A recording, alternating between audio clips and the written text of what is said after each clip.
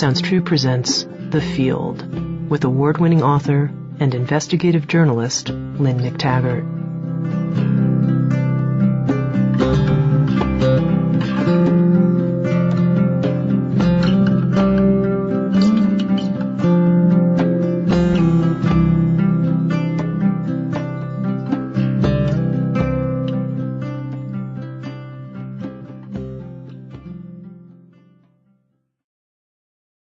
Hi, this is Lynne McTaggart. Welcome to my program. I'm going to tell you about a journey that I took, and it started with my job. I'm the editor of a newsletter called What Doctors Don't Tell You, and I look at alternative and conventional medicine, and I study medical literature to determine what works and what doesn't. And in the course of that, about 8 years ago, I kept coming up with good, solid evidence that things like acupuncture and homeopathy and spiritual healing work. And this absolutely blew my mind because I thought if there's good solid evidence that this stuff works, that it must mean that the scientific paradigm that we now have about the way the universe works is wrong or incomplete. So I went to my publisher and I talked them into financing a journey that I would take to try to find out if any scientists out there could explain to me why this stuff works. So I traveled around the world on a quest to speak to many scientists who were working in a variety of areas, physics, biology, chemistry, to see if they had a piece of the puzzle. And also to see if they had some grand theory that would explain why things like distant healing work. And it soon occurred to me that there was no grand theory out there to explain this, and that the scientists I did find had uncovered some remarkable things about the nature of reality, but that they'd only found one tiny element of it. And it began to feel like they'd all discovered a little bucket of earth, but nobody was bold enough to declare it a continent. What's usually the case with scientists is that they do experimental work, and they are told not to move outside their own theory or their own experimental evidence, and so it's very difficult for them to speculate. So it quickly became apparent that if I wanted a theory, a big grand theory of everything, I was going to have to come up with it myself. Now, the most daunting prospect of this is that I'm not a physicist. In fact, I'm not any kind of scientist. The last kind of science I ever studied was in the 10th grade. But what I am fairly good at is reporting. I have a background in investigative reporting. So I felt that what I might be able to do is tease out of these scientists enough information to try to knit this together myself. So that is what I did, and it was a very difficult prospect. It was probably the hardest thing I've ever done. I had to be tutored by many of these scientists, and I had to try to help them to communicate with me in a way that I could understand. I also had to study quantum physics, which was very mind-boggling because it's so counterintuitive. Many of the very strange effects of quantum physics make no sense in the real world. And for the scientists to describe quantum physics for me was equally difficult. I often had to feed back to them what they were trying to say to me in metaphor to see if that could explain in language what they were trying to relate through equations and mathematics.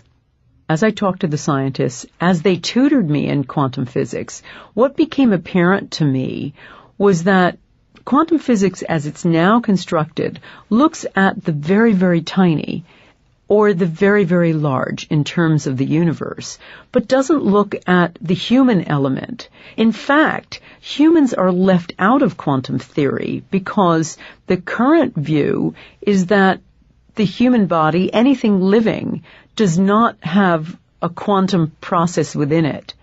And so I was really asking, are we quantum entities? Do quantum processes go on inside of us? Do we relate to each other with frequencies, not as separate beings? And what does that mean to our worldview? What became apparent to me in talking to these scientists was that what they were looking at and what they were discovering and what I was going to look at and try to put together was going to threaten science as we know it, which is basically Newtonian science. Everything that we believe about our world and how it works is derived from the views of Isaac Newton, which were developed in the 17th century.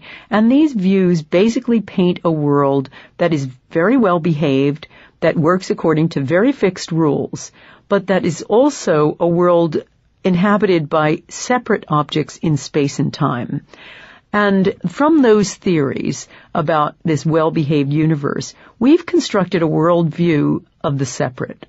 We believe that we are individual and lonely beings on a lonely planet in a lonely universe. And that informs how we create our work, how we teach our children, how we live our lives. As I mentioned earlier, one of the big problems was there was no grand theory out there. I was going to have to construct it from the little pieces of the puzzle that each of these scientists offered. And it became apparent to me as I did so that what I was looking at was a radical new view of the world that described a completely different way of how our world works, of how we work and how we define ourselves.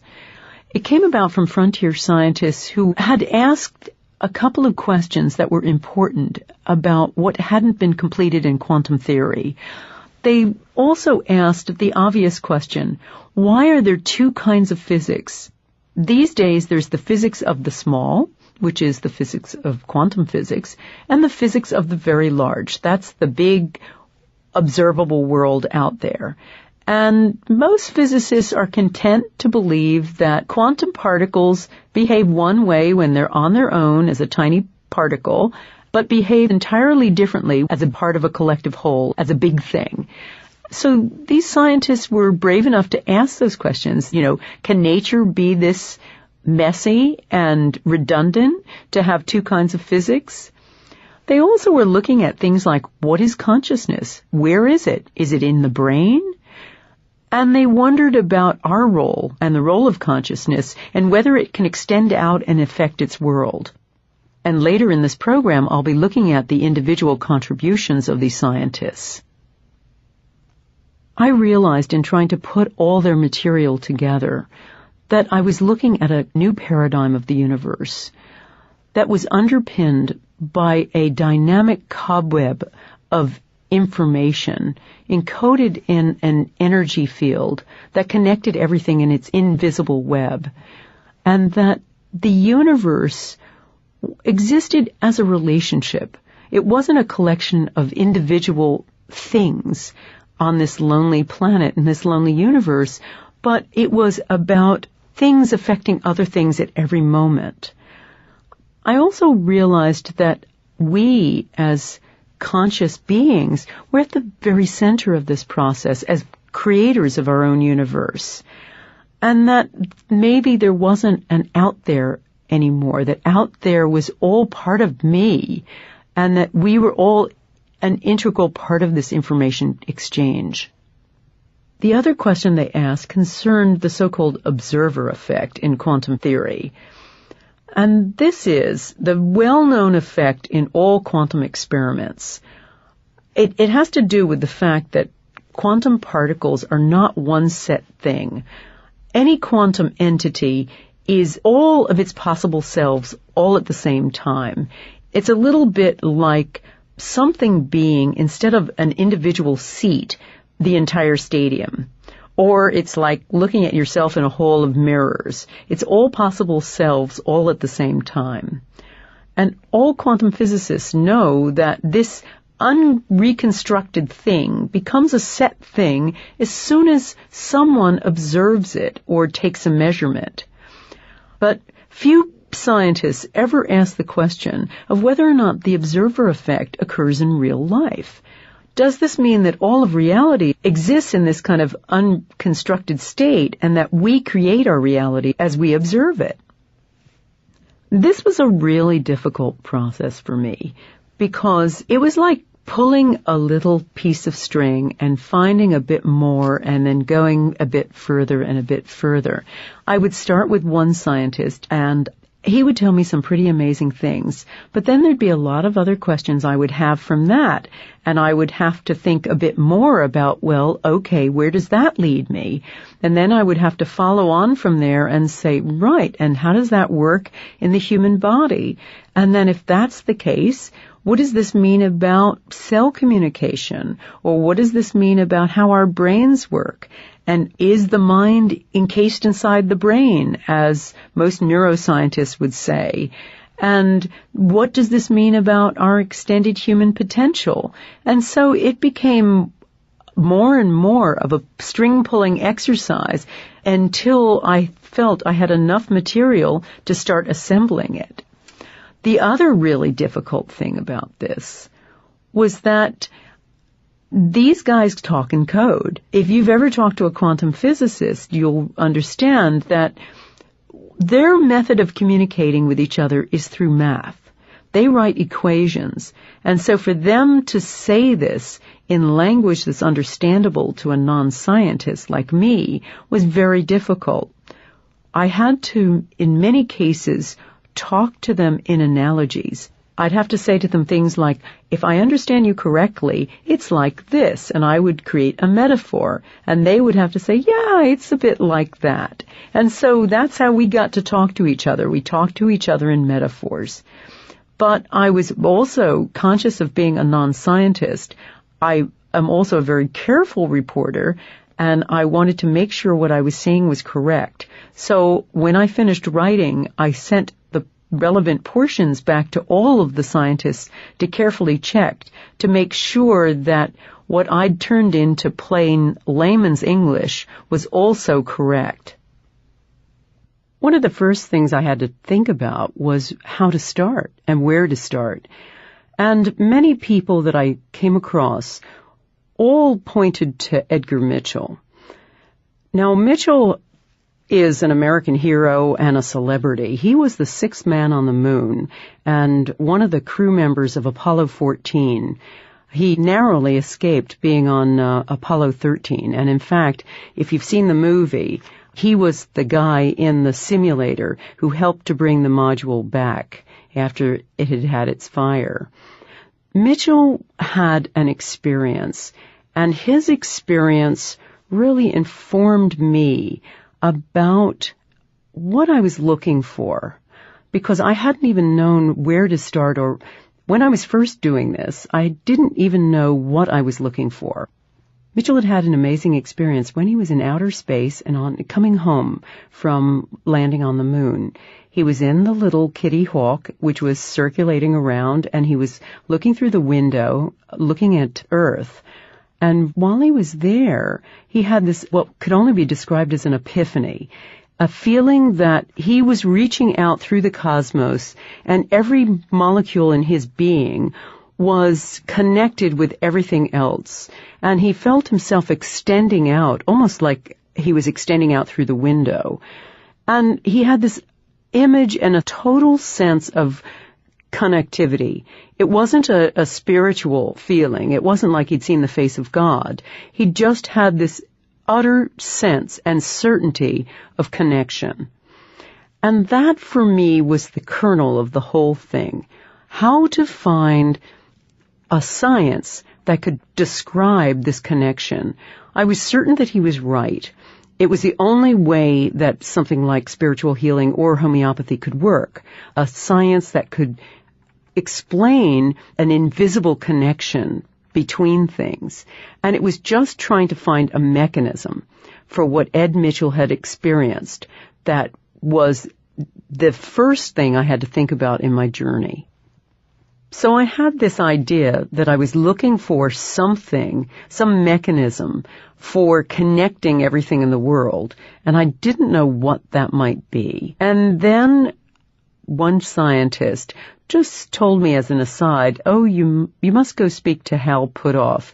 He has some crazy idea about this thing called the zero-point field.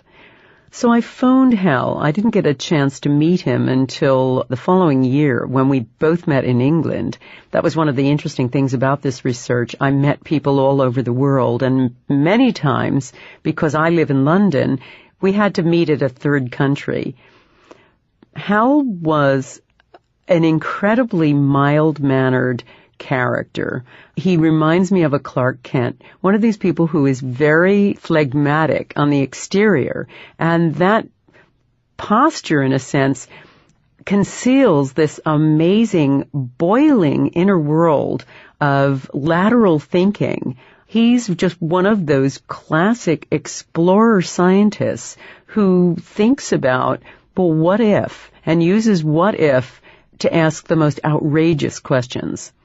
And that's one of the interesting things and the fascinating things for me about doing this work is talking with frontier scientists who have to ask these outrageous questions all the time.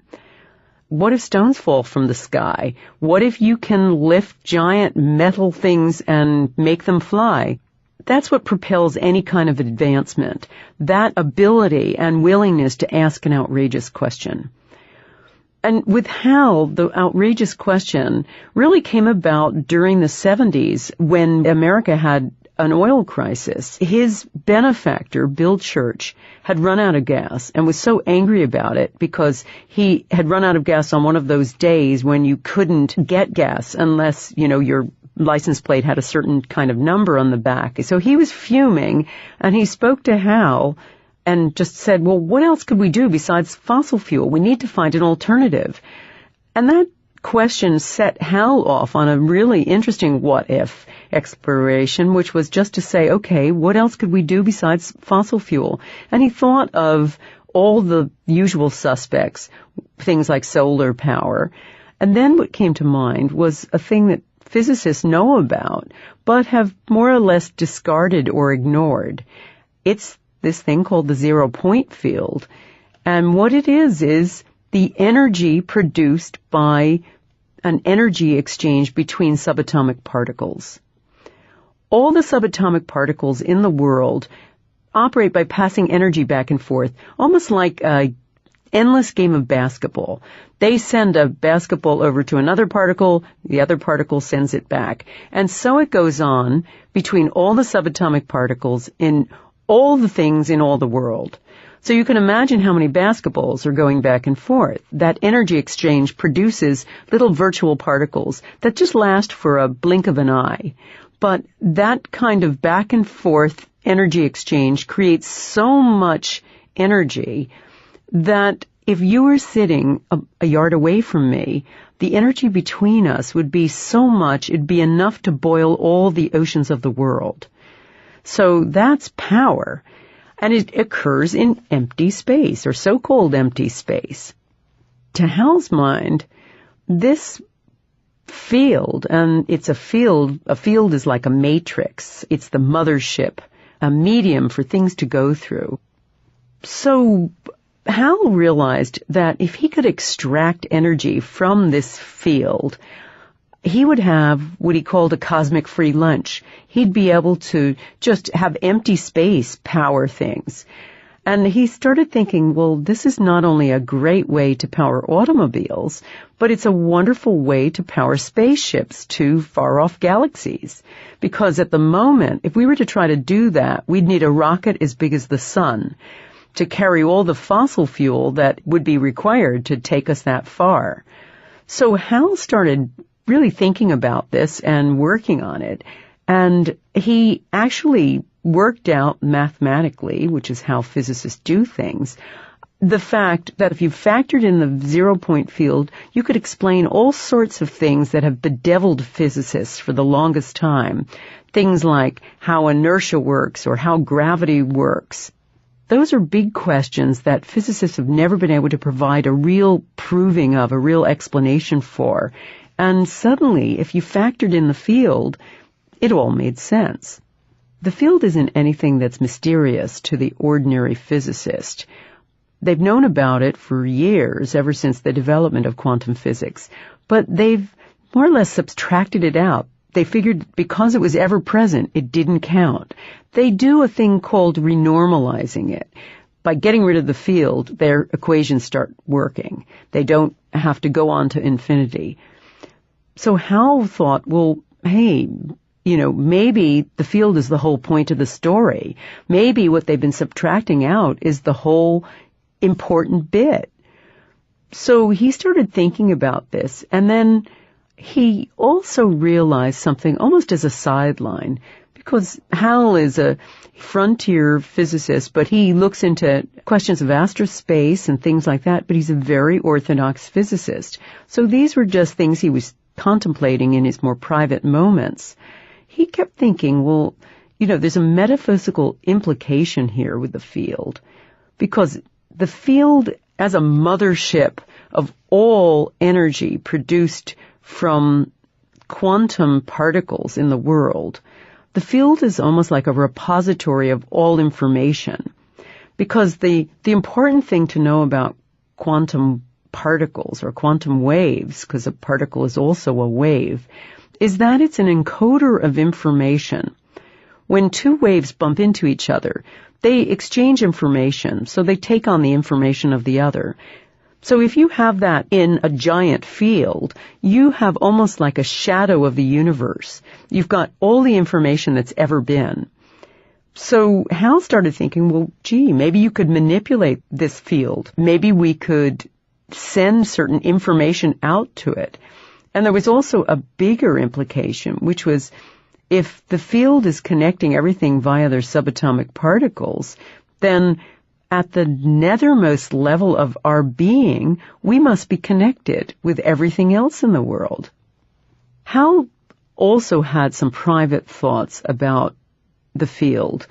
In his private moments, he kept thinking to himself that the field is an interesting mechanism for explaining a number of things. First of all, if the field exists and everything is part of this field, it might be true that consciousness can manipulate this field and create certain ordered structures in it. It also might be the case that it would be a mechanism to explain a number of things. He thought a bit about cases of levitation that had no other explanation other than manipulating some force. He thought perhaps this is a bit like the Force in Star Wars. And he also thought about it being a mechanism for connecting everything together. Now, once I'd heard that, and I started talking to Hal and then talking to some of his other colleagues, people like Bernie Haish out in California, as they started talking, it was like a giant light bulb had gone on in me. I suddenly realized, now, to the lay person like me, to the non-physicist, this was the mechanism.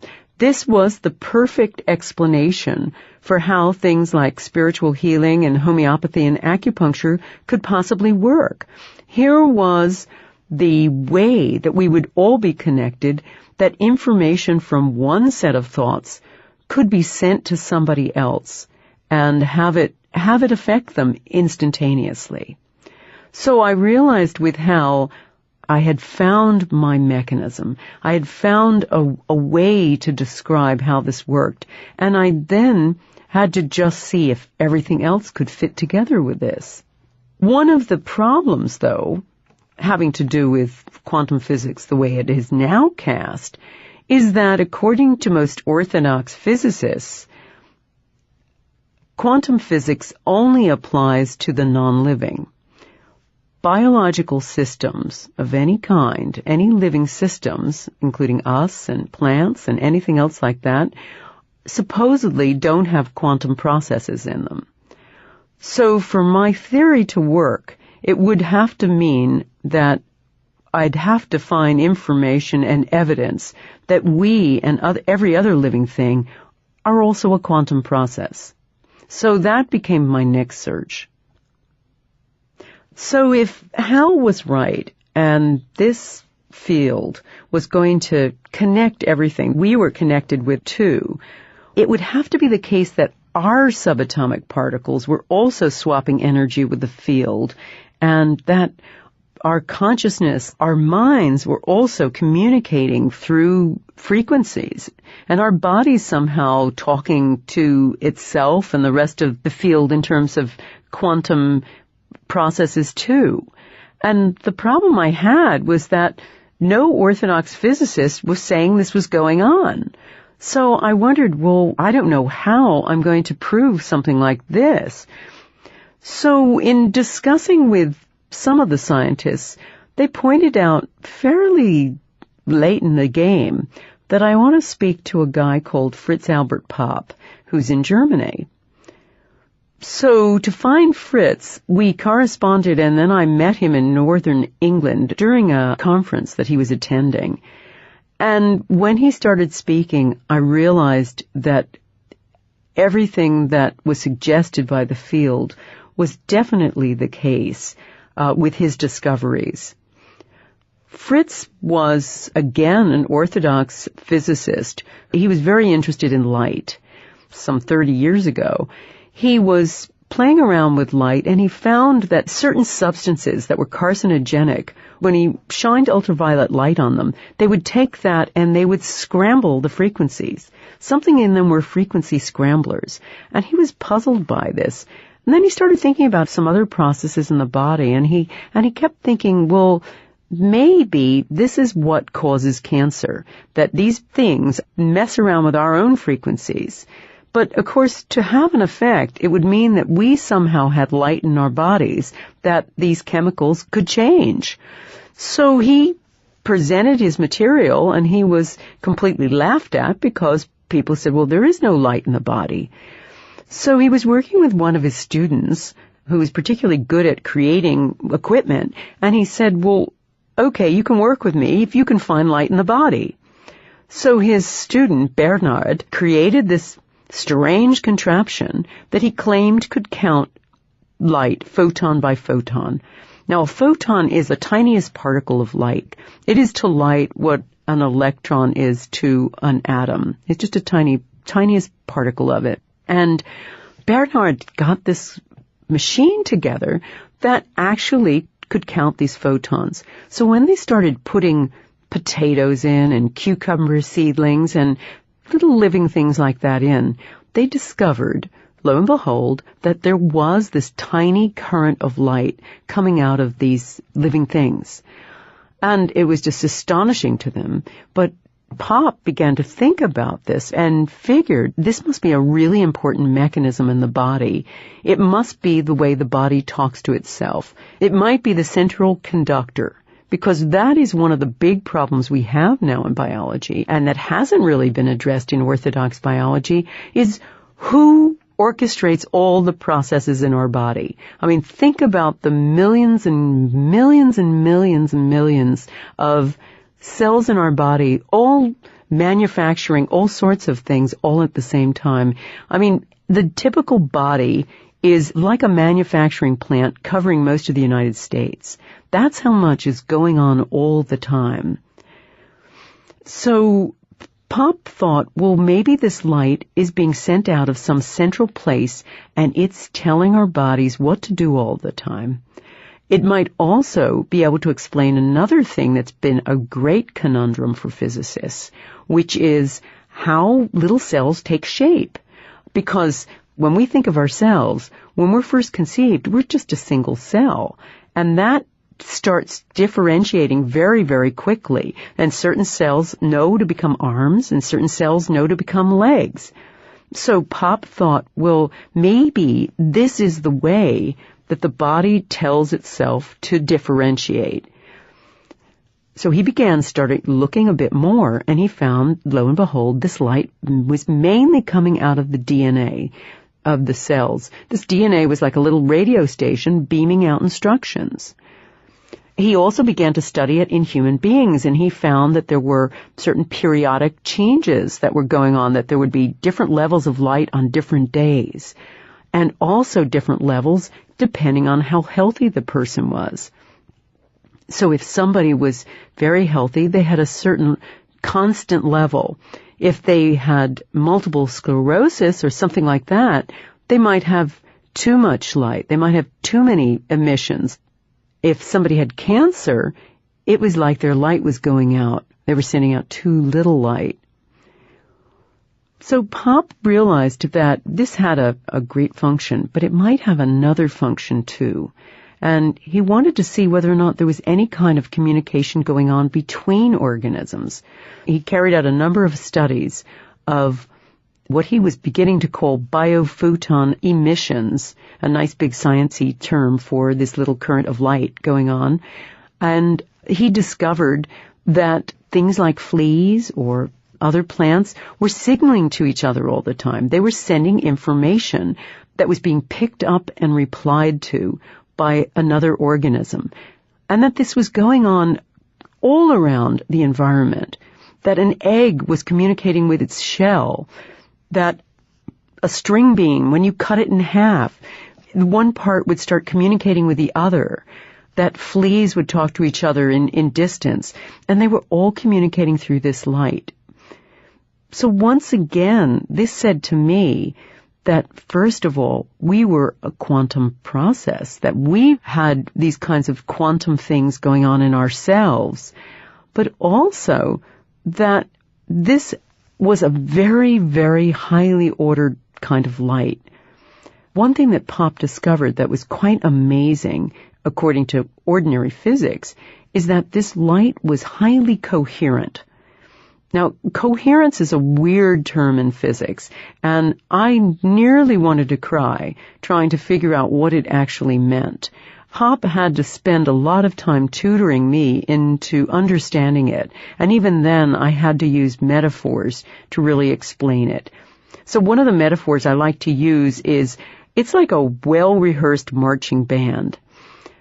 Ordinarily, light, like from an ordinary light bulb, is very disordered. And by that I mean that each light wave has a different kind of phase. And by that they mean, if you think of a light wave, think of a jump rope held by two people and wiggled at both ends.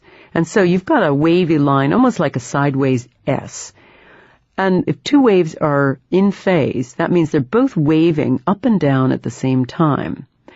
That's called constructive interference. That means they bump into each other and they're both waving up and down at the same time in sync. If they're destructive, it means they're waving at different up and downs and they cancel each other out.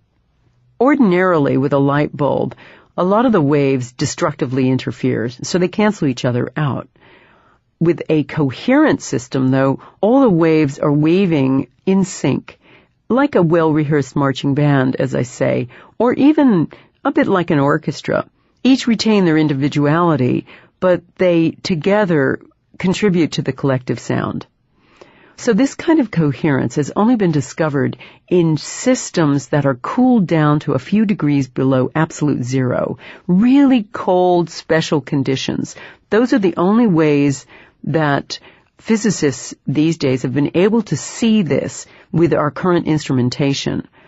But what Pop was discovering was that these highly coherent quantum waves were occurring in this little hot living thing, something that physicists have all said just doesn't occur.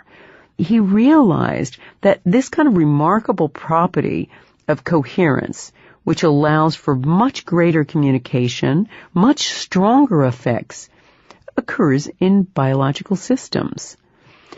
Another way to think about coherence is a quite interesting thing, going back to our light bulb again. With an ordinary light bulb, those disordered waves don't produce that much light. Let's say we have a 60-watt light bulb. But if you had a coherent 60-watt light bulb, you would have light that would be hundreds of thousands of times brighter than the surface of the sun. That's how powerful coherence is. So again, I started thinking with Pop's material, the idea that we could find this kind of property in human beings and other living things suggested to me that our consciousness had this remarkable power, and that maybe when we're coherent, we can shine as bright as the sun too. I think what was most remarkable about Pop's discoveries is that they provided a description of what might be going on with things like intention, maybe intention is nothing more than coherent light. Maybe what's happening is that this light has got a instant connection through the 0-point field with other things, and one highly targeted thought is enough to connect it. One other thing that I had to think about and consider when I was trying to look at a mechanism for all of this was the idea that when healers send healing, they can do it over vast distances. They can do it over thousands and thousands of miles. And some of the effects are instantaneous. And that kind of an effect just can't be described in our current physics because we have an absolute limiting factor in the speed of light. Nothing is supposed to be traveling faster than the speed of light. So here were effects going on almost instantaneously. One mechanism that might account for these effects is a thing in quantum physics called non-locality, or it's also referred to poetically as entanglement. What it actually means is once two quantum particles have been in contact, you could move them very far away. You could move one to Tokyo and the other to New York, and they would act as though they were a little bit like twins separated at birth. Even though you'd move them that far apart, they'd both like the color blue, they'd both marry a woman called Jane, and if one fell down and broke his leg, the other one would fall down and break his leg at the exact same moment, even if he was nowhere near stairs and he was just sitting on a stool drinking a cup of coffee. So that kind of constant effect on each other, where they're both aware of each other and acting in exactly the same or opposite way, is like an instant connection over gigantic amounts of space. And it only occurs, so physicists say, in the world of the tiny, in the world of the very small, the quantum world. So maybe these quantum effects, like non-locality, occur in biological systems, like us, over vast distances, and in the world of the everyday. Since Pop had demonstrated to me that there was this little two-way communication system going on between things, I thought perhaps things like non-locality would demonstrate that this dialogue was not only ongoing but instantaneous, that between all the things in the world there could be an instantaneous connection. One of the things I most admire about these scientists is the fact that they had to struggle so much against the orthodoxy to carry on this research. I mean, even though when we think of scientists, we think of explorers, very few of them are real explorers. Most scientists have a lot of pressure on them to just continue to confirm the orthodoxy, confirm the kinds of ideas we already have. And so there are only a few brave souls out there who do true exploring. And in every instance, the men and women that I met were real explorers in the sense that they had started out their careers being very orthodox and then stumbled across something that just didn't fit. And they were brave enough to examine that, even if it derailed many of their future plans. And in people like Pop, it certainly did. Pop was treated in a lot of ways like a criminal, and he lost his job at his university, and for a while was out of work. Luckily, a number of other scientists around the world finally caught up with him and his ideas, and he's now well respected, and there's some 40 scientists around the world doing his work in studying and counting this living light. But for a long time, he was a terrible outcast. And one has to really admire the bravery of these people to put everything on the line for truth. So I discovered one person who believed that our bodies are a quantum process. But he had been left wondering if any other scientists could find some other evidence that what was going on in our body was not just electrical signaling and chemicals. And I was left with the need to find more evidence about these quantum processes in the body and this kind of frequency signaling. Ultimately, I found that in France. I heard about a scientist called Jacques Benveniste, who had done these amazing studies that were called the memory of water studies. And they were widely regarded as being approving of homeopathy. And like so many things, like Pop's work and like Hal Puthoff's work, it was a kind of happy accident. I mean, Benveniste was a orthodox biologist who specialized in allergies, and he was applauded by the French government and had a special position in a place called INSERM, which is the highest national organization, almost like the National Institutes of Health in France. He was even regarded as somebody who was a possibility for the Nobel Prize. But one day his lab assistant came to him and said, I've done this experiment that you asked, and the experiment was just to try to see how a certain allergen affected white blood cells. And she said, I realized I diluted the water too much, and yet I still got the same result. And he said, don't be ridiculous, you're just experimenting with water. He sent her back to do it again. But he was sufficiently intrigued, and he said, okay, let's dilute it a lot and see what happens. And he continued to do that until there was virtually none of the original substance left. And he found he still had the same chemical reaction as if the original substance was there. So he formalized it, and he did a bunch of studies testing this idea of doing high dilutions to the point where there was no molecule left. So he carried out a batch of studies doing high dilutions of the original substance and discovered that he was getting these good effects. No matter how well he diluted the substance, he was getting an effect. He published his material in a prestigious scientific journal, but it really sparked something else, and this something else was what I was intrigued by. He thought, if I can dilute something so much that none of the original molecule remains, but I can still have a chemical process with it, then something about that original substance has a unique energetic frequency, and that gets stored in water. And that's what he began looking at by using a lot of equipment that could isolate and, in a sense, record the sound of that molecule.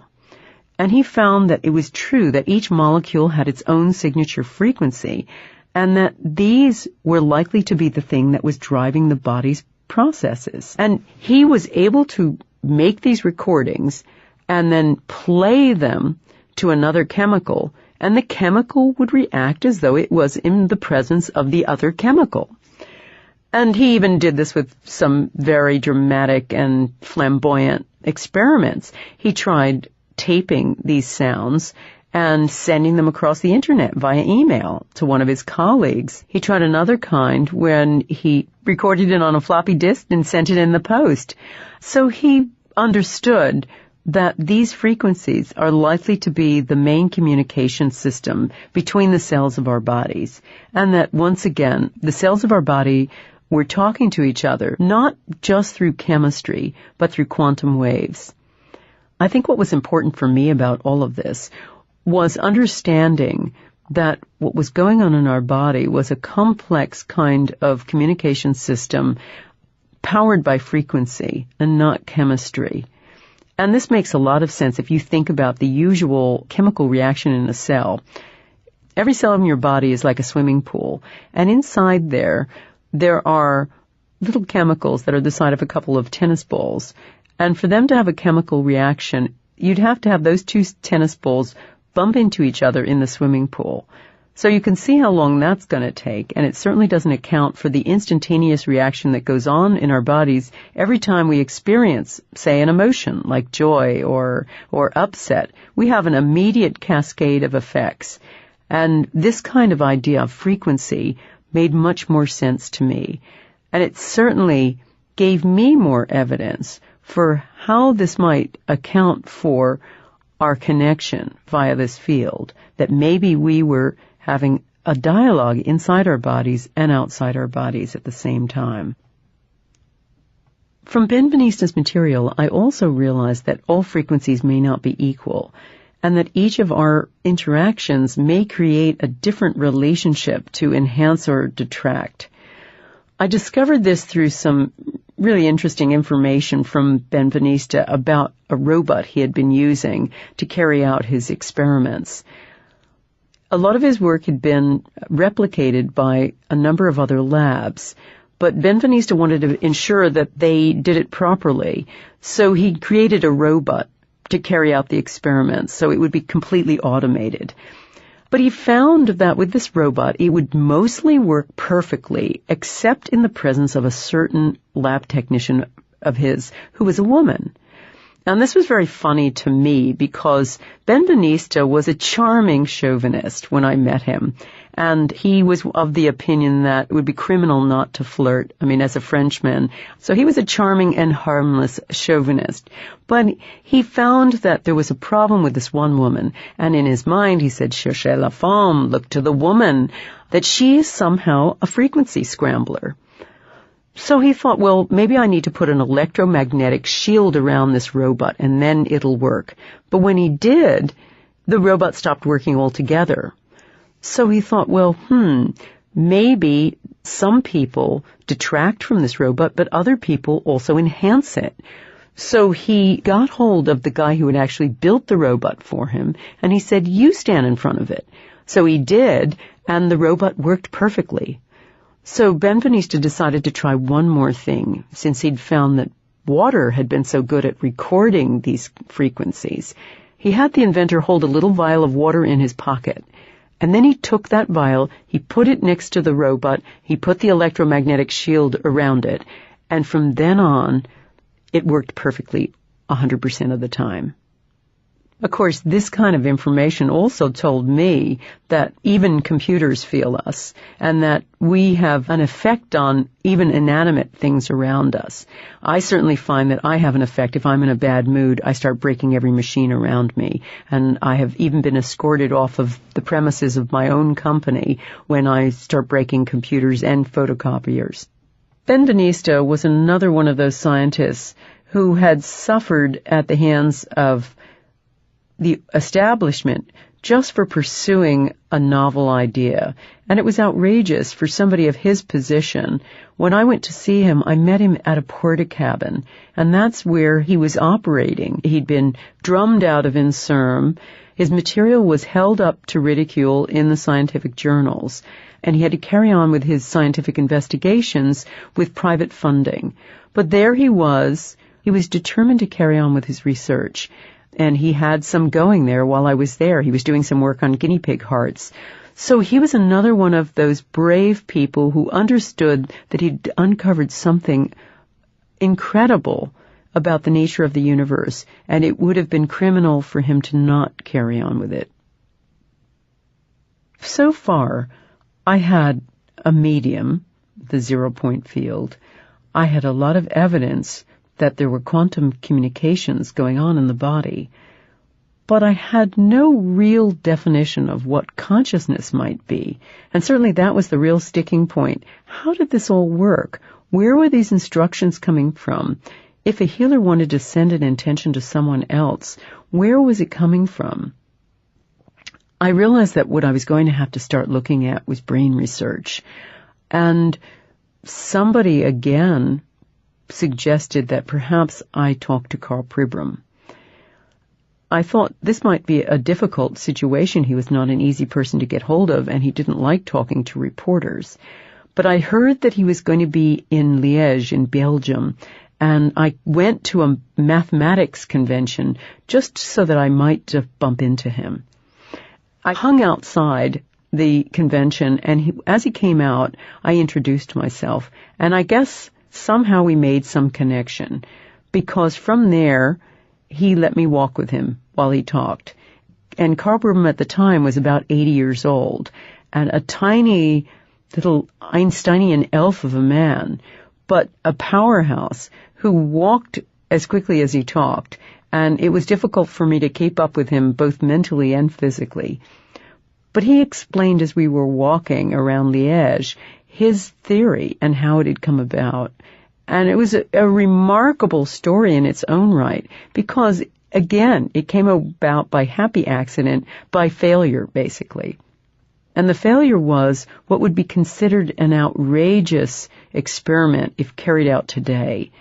It had to do with rats, and it was the kind of thing that no animal rights activist would allow today. Karl Pribram was working with the great Carl Lashley, who was a neurophysiologist who was very interested in trying to find out where in the brain memories are stored. So to look at this, he had to look at animals. First, he took these rats and he taught them a simple run. And then he proceeded to damage parts of their brains using the only thing he had at hand, which was his wife's curling iron. But what he discovered was that no matter how much of these brains he destroyed, the rats would have problems with their motor skills, but they would still remember the run.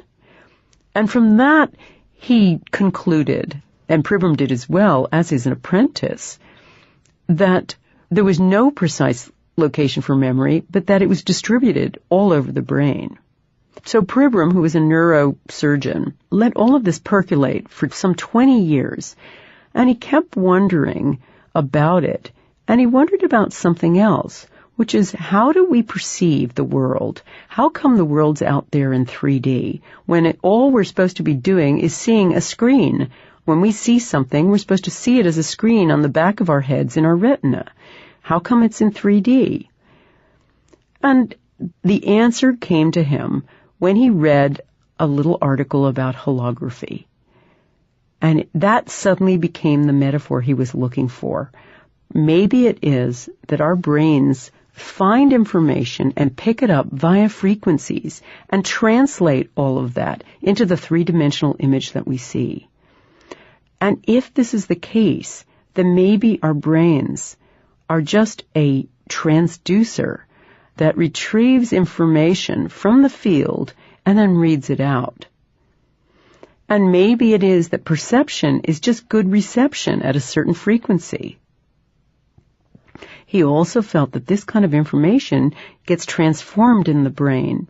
So there's some sort of transformational process that goes on. To understand about Pribram's theories, which were nightmarishly difficult for me to absorb and even to explain, the one thing you need to know is just how a hologram works. In a classic kind of laser hologram, you take a laser beam and you split it, and one portion you reflect off of an object, let's say an apple, and the other is reflected by some mirrors, and then you unite the two together and you capture that image on a piece of photographic film. Now, if you were to just look at that, the result is just a bunch of squiggles or concentric circles. But then if you shine a light beam from the same kind of laser through this film, what you'll get is this incredibly detailed, three-dimensional, ghostly image of the apple. If you've seen the first Star Wars film, you'll remember that image of Princess Leia coming out of R2-D2. That was a hologram. Now, that three-dimensional image is interesting in itself, but probably the most important thing about it is if you took that photographic plate and you cut it up into loads of different pieces and you shone that same light on a tiny little piece of it, you'd see the same full apple out there in space. So the most important thing about a hologram is the fact that the whole is contained in every little part. And that's what Pribram was thinking about too. Pribram realized if there's no precise memory in the brain, it's probably because the information the brain takes in is stored in waveform, and that the brain can contain this as a whole rather than in one particular place. That also would make a lot of sense because when you think about how many memories we have, something like 280 quintillion memories in the average lifespan, where would you put them? If you store things with waves, you can fit an enormous amount of material in a tiny little space. You could take all of the Library of Congress and fit it on a sugar cube. There were some really important elements in Pribram's discoveries, difficult as they were for him to relate to a non-scientist like me. Basically, what was really important was that the brain was a little bit like a television set. It was picking up information sent via broadcasting, and in this case, the broadcaster is the field. So it was a receiver of information and probably a transmitter as well. And also, the other thing that was really important was that in normal reality, the brain responds to just a limited bandwidth of frequencies. Pribram discovered this, and so did other scientists, by doing experiments with animals and humans and finding that we're only responding to a very small amount of frequencies. And this suggested that maybe in moments when we pick up extrasensory information, like when we have precognitive information, when we have forecasting information, or we get images or a sense from something, we know who's on the telephone before we even pick it up, that kind of intuitive information, maybe we're just picking up a wider bandwidth at that point, and we're just tapping into the field a bit more. Edgar Mitchell had come up with another discovery that really set me thinking about the idea that maybe we're looking for a field of some sort here. With some other scientists, he discovered a thing called quantum holography, which was just that all kinds of information about objects, including their three-dimensional shape, is carried in quantum fluctuations. And I thought that to me was almost like a metaphor saying that there's a field of information out there, and embedded in that is information about the world that all of us can tap into under certain conditions. So it was there with that discussion, which was, again, very difficult to interpret, that I had a possible metaphor for what I was looking for. Ed Mitchell's disclosure about quantum holography led me to meet up with Walter Schempp, another German scientist, this time a mathematics professor who had become an expert on MRI, magnetic resonance imaging, because he felt that he could improve the technology. And as he had been working on MRI and perfecting things, he also discovered that when he took shots of people and he decoded it, that there was all kinds of information about that person, their shape, and all kinds of things embedded in the quantum waves that he'd picked up by his machinery. And that suggested that Karl Pribram was right, that we are picking up stuff in frequency and then creating a hologram of it and creating a three-dimensional image of it, retrieving that information. And it also suggested that what Hal Puthoff had thought about, too, was right, was that this information is all embedded out there in the zero-point field, and we somehow get access to it under certain conditions. When Pribram first formulated his holographic theory, he was out on a limb on his own, but then a number of other scientists began to agree with him. People like Stuart Hameroff, who is an anesthesiologist from the University of Arizona. He started getting involved and working with a British scientist called Roger Penrose, and together they formulated an interesting theory suggesting that the scaffolding of the cell, which is called microtubules, might be something like light pipes, which is the transportation medium for all of the discordant frequencies of the body to get organized into something coherent and sent through the body very quickly, almost like an internet system. Many other scientists around the globe that I heard about and whose papers I read from Japan and many other countries like this, they were beginning to concur that the brain made use of quantum processes. Others put forward the theories that the basis of all the brain's functions had to do with an interaction between the brain's physiology and the zero-point field. Walter Schempp's discovery about quantum memory in the field suggested the most outrageous idea of all, which many of his fellow scientists agreed with, which is that short and long-term memory may not reside in our brains at all, but might be stored in the zero-point field. And if that's the case, then that would mean that our brains were a retrieval mechanism in every sense, that information may not be there and stored there, and even higher cognitive function may not be in there, but may be out in the field, and that we're just tapping into it when we're locating that information. It would mean that things like memory are just a kind of a cousin of perception, and that when we process information, old information like memory. It's just the same as processing new information. So once I'd finished with Pribram and Schempp and those people, I realized I had my theory, that all of this stuff all together had amazing implications. It had really given me a leap off the end of the universe as we know it, and a new paradigm that looked very different from Newtonian paradigm. It was all about a dynamic cobweb of energy exchange, and that information is encoded and transmitted everywhere at once, and that we're some sort of integral part of this.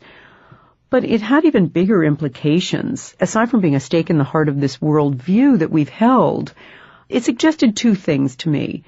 One, our human capability is far greater than we think, that we have an ability to access information that is far greater than we've believed in the past, that all information may be out there and ready for us to access at any moment under certain conditions. And it also suggested something very radical about ourselves, that the boundary lines separating us from other things in the world, the very boundary lines of our individuality, were now blurred. If living things are just one sort of energetic charge interacting with a field and sending out and receiving information, you have to ask, well, where do I end and the rest of the world begin? And where is consciousness? Is it inside my brain, or is it out there in the field? And am I just picking that up, much like a radio or a television set? And in fact, is there any more out there anymore? If we are all one and I'm all part of it. There are lots of other ideas, too, that I'm going to explore in the second part of this program, which is about our role as creators of our own universe. The other aspect of this that was incredible to me was the suggestion that we create as we think, that our intention has an effect on the world, that not only do we connect with this information source, but that we can somehow manipulate it, as Hal thought, through our thoughts, and that we are having a relationship with it, with every thought we have. I think what was really impressive to me about some of the information I found from people like Fritz Albert Popp was that we are information transmitters, sending and receiving information at every moment, and that we are some sort of ordering systems, it seemed. If we were so coherent and we have an attachment to this field, that maybe we have an effect on it. Maybe we have the ability to change things. And that really became the second half of my journey, and it's going to be the second half of my program, too, is just examining our human potential and how much effect we have on our world. How far could our intention go? How much could it affect? How far can our sight go beyond normal perception? And how far do we tap into the field? I also want to look at the whole idea of time and space, because what Pribram talked about, what Hal Puthoff talked about, suggested that there is no time or space. There's a greater timelessness that is just all information from all time in the field. The other thing that I started thinking about was, if all of life and information is available to us in a single moment, and we've got this huge web of connection constantly affecting us at every moment, and this dialogue between our frequencies and those of everything else, then maybe our human potential is only a glimmer of what it could be and has vastly more possibilities than what we're told by current theory. And maybe we have the ability to access this information from everywhere in the ecosystem all the time. And we just simply have to relearn how to listen. I also kept thinking about the disservice that current science inadvertently had done to us. The ideas of these scientists and the zero-point field hinted at all kinds of possibility for us as human beings. And all I could think of was that scientists, in holding on to Newtonian science as the final word on how our world works, had really set mankind back for many centuries and had eliminated any possibility of interconnection between all living things, and it had been a little bit like subtracting out God. So in our next session, what I'm going to be sharing with you is some explosive experimental evidence demonstrating that our human potential is much greater than what we're told, and that we have the ability to see beyond our five senses, to affect inanimate objects, living things around us, and to access information of all kinds regardless of time or space. There's also some amazing information hinting at the possibility that many minds trained on the same subject at the same time magnify the effect.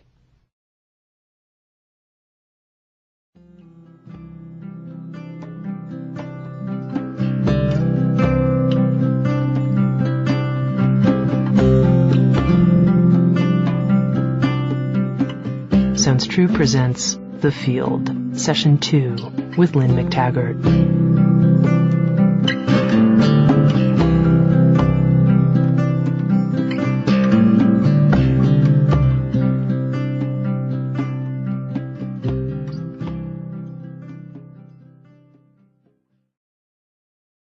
The big question that I had at this point in my investigation was how far our bodies extended. And that was really what I was thinking about at that point. Did they end with what we always thought was our own isolated persona, or extend out so that the demarcation between us and the rest of the world was less clear-cut? I also wondered about what human consciousness was. If it did have these quantum field-like properties, how much of its influence could it extend out to the world? And were we affecting much more than just simply observing when we notice and interact with our world? And I also was left with the question of, well, how strong is this influence? Were we participating? Were we nudging things to certain ways? Were we influencing as we noticed?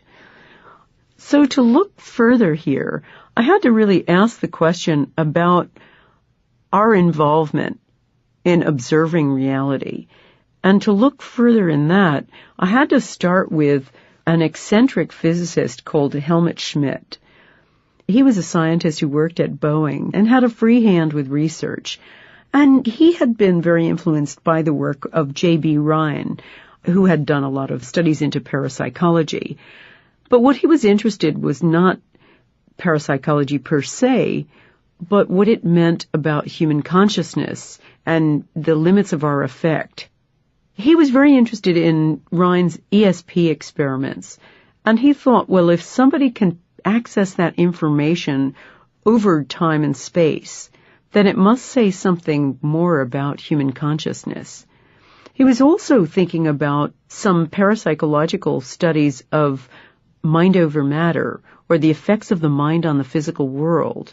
And he again thought that that might have something to do with a quantum process.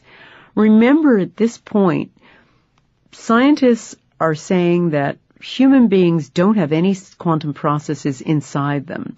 And Schmidt believed that these physicists forgot one very basic aspect of quantum physics, which is the involvement of the observer.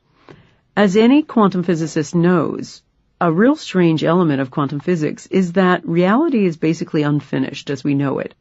At this tiny nethermost level of the quantum particle, any quantum particle, like an electron, isn't actually a set something. It's like all possible selves, all at the same time. So it's a little bit like a thing looking at itself in a hole of mirrors. All possible possibilities exist all at once. And the only time it turns into a set something is when a scientist, observer, takes a measurement or actually looks at the thing, and then he stops it in its tracks, almost like catching a butterfly on the wing. And so it's a little bit like the quantum world is something like unset jello. That's the way I always look at it, and began to look at it in this investigation, that our involvement somehow gets this Jell-O to set.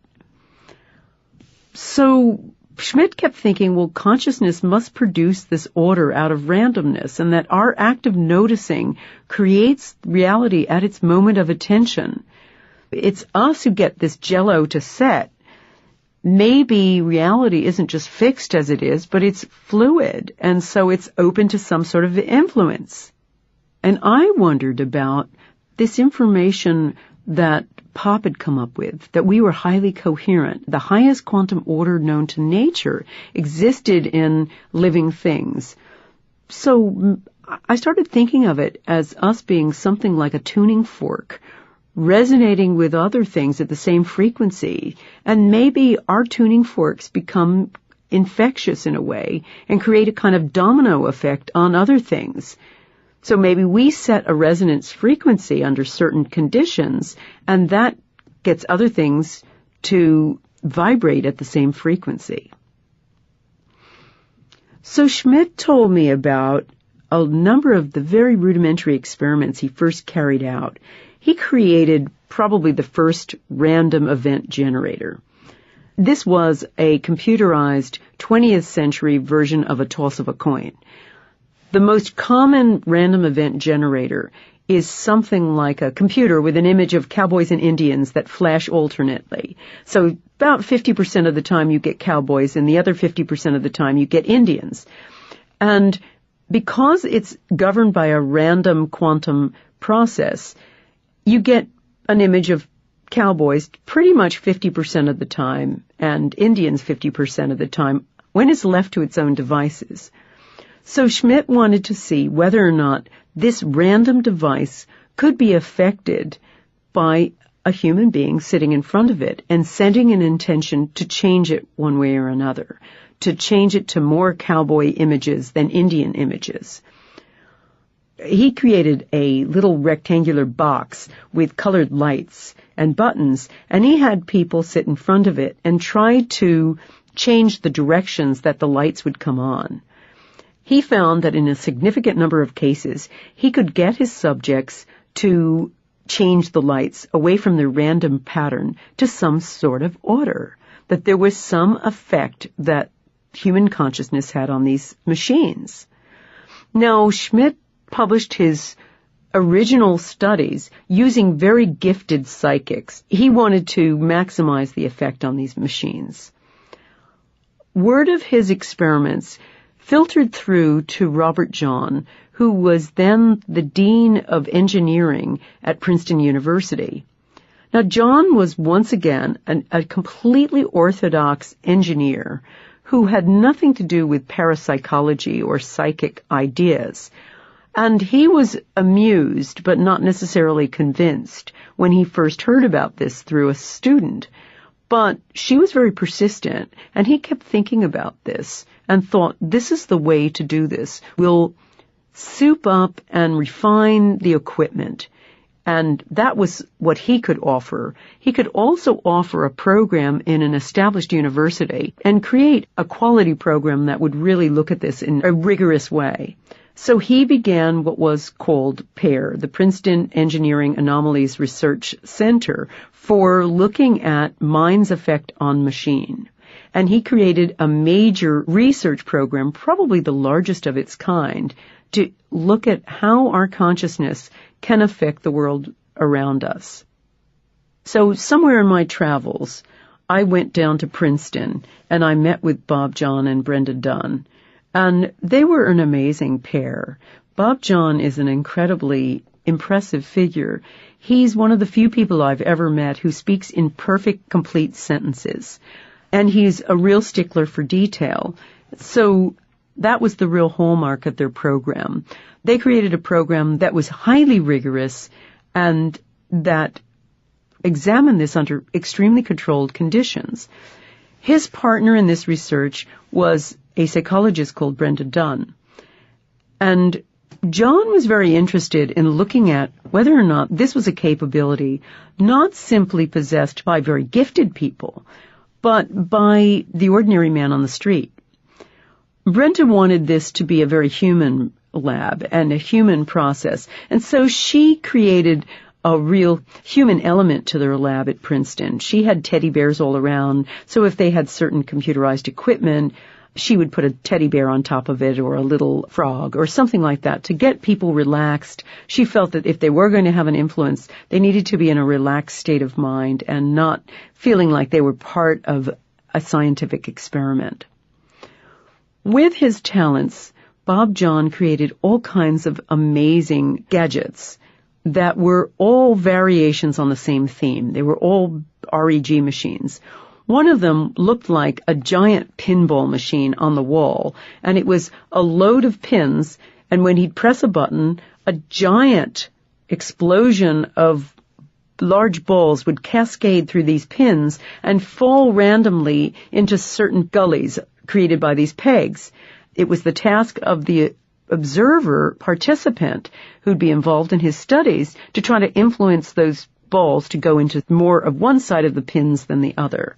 He created all kinds of computerized images using archetypal images to see if that affected people, whether or not they could resonate more with the equipment. He created pendulums that would randomly go back and forth a set amount of distance, and the idea was to try to influence them in one direction more than another. He had a fountain that exploded with water at a certain height, and the idea was to affect it that way. He even had a little movable gadget with a little frog on it that moved in a certain random pattern, and the idea was to get this little piece of machinery to come closer or further away from you than ordinarily. So with all of this equipment, it was all basically a random system measuring whether we could affect it in a set direction a certain percentage of the time. Now, the incredible thing about Jahn and Dunn is that they just set about amassing a mountain of data. They found that these effects were so subtle, if you just did one study or a couple of studies of an individual, you wouldn't demonstrate much of an effect. But if you magnified this over hundreds of thousands of experiments and you plotted them according to standard statistical methods, you would find an enormous deviation from normal. And that became the hallmark of their program, to just amass this enormous database of evidence that without a doubt demonstrated that on a subtle level our consciousness could have a powerful ordering effect on this equipment. Over 12 years and nearly 2.5 million trials, they found out that something like 52% of all of their trials were in the intended direction of what they planned, and about 2/3 of their 91 operators had success in influencing the machines in the way they'd intended. And this was true no matter what machine they used. Again, that doesn't sound like much of a percentage, that 2% difference. But when you multiply it and magnify it over 2.5 million trials, according to the scientific evidence, that statistical change is enormous, and there's no way it could have occurred by chance. The other interesting thing about it is they found that individuals and the sexes had their own signature effects. They found that certain operators had their own particular effects. They might send an intention to have more cowboys than Indians, and they'd get more Indians, but they would still demonstrate an effect. They also found with men and women there was a really interesting difference. With men might want cowboys, and they'd get cowboys. They had a very directed and exacting effect on the equipment in the direction that they specified. With women, when they'd send an intention to get cowboys, they invariably got Indians. Statistically, this was still an effect because it was moving this equipment away from order, but it was the very opposite that they intended. Nevertheless, their effect was highly profound. So they found that women would have an effect even if it was the opposite of what they wanted. The biggest effect of all was when you had a bonded couple together, a male-female partnership and a bonded pair. In that case, they'd both have an effect in the specified direction, and it would be a profound effect. So this may say something about our effect as men and women. Maybe women have more of an effect if we're not trying and sending an intention. And certainly that was the case, too, with some of the evidence women had a better effect when they weren't concentrating, when they were multitasking on lots of other things. And I don't know about you, if you're a woman listening to me, but I certainly know that in my life as a working mother, I am usually doing 20 things at once. What was particularly interesting about this material of John and Dunn's, and he realized this too, was that it really flew in the face of what we understand to be classical physics. One idea in classical physics is a thing called entropy, which is the tendency of things to fall apart and move toward chaos. Everything goes toward chaos and disorder, according to classical physics. A cup of coffee sits there and always grows cold. You drop a stone into the water, and the ripple it makes eventually stops. We always move from movement to non-movement, from order to chaos. But what he was observing with these random machines was that something about consciousness could turn this from disorder to order, from randomness to order. And so possibly the coherence of living consciousness could be the greatest form of order known to nature, and something that could help to shape and create order in our world. Now, it's worth saying, too, that this wasn't just a human effect. There have been some scientists who have done some really interesting studies demonstrating that animals have the same effect on random equipment. A scientist in France took an REG machine and he used it with baby chicks.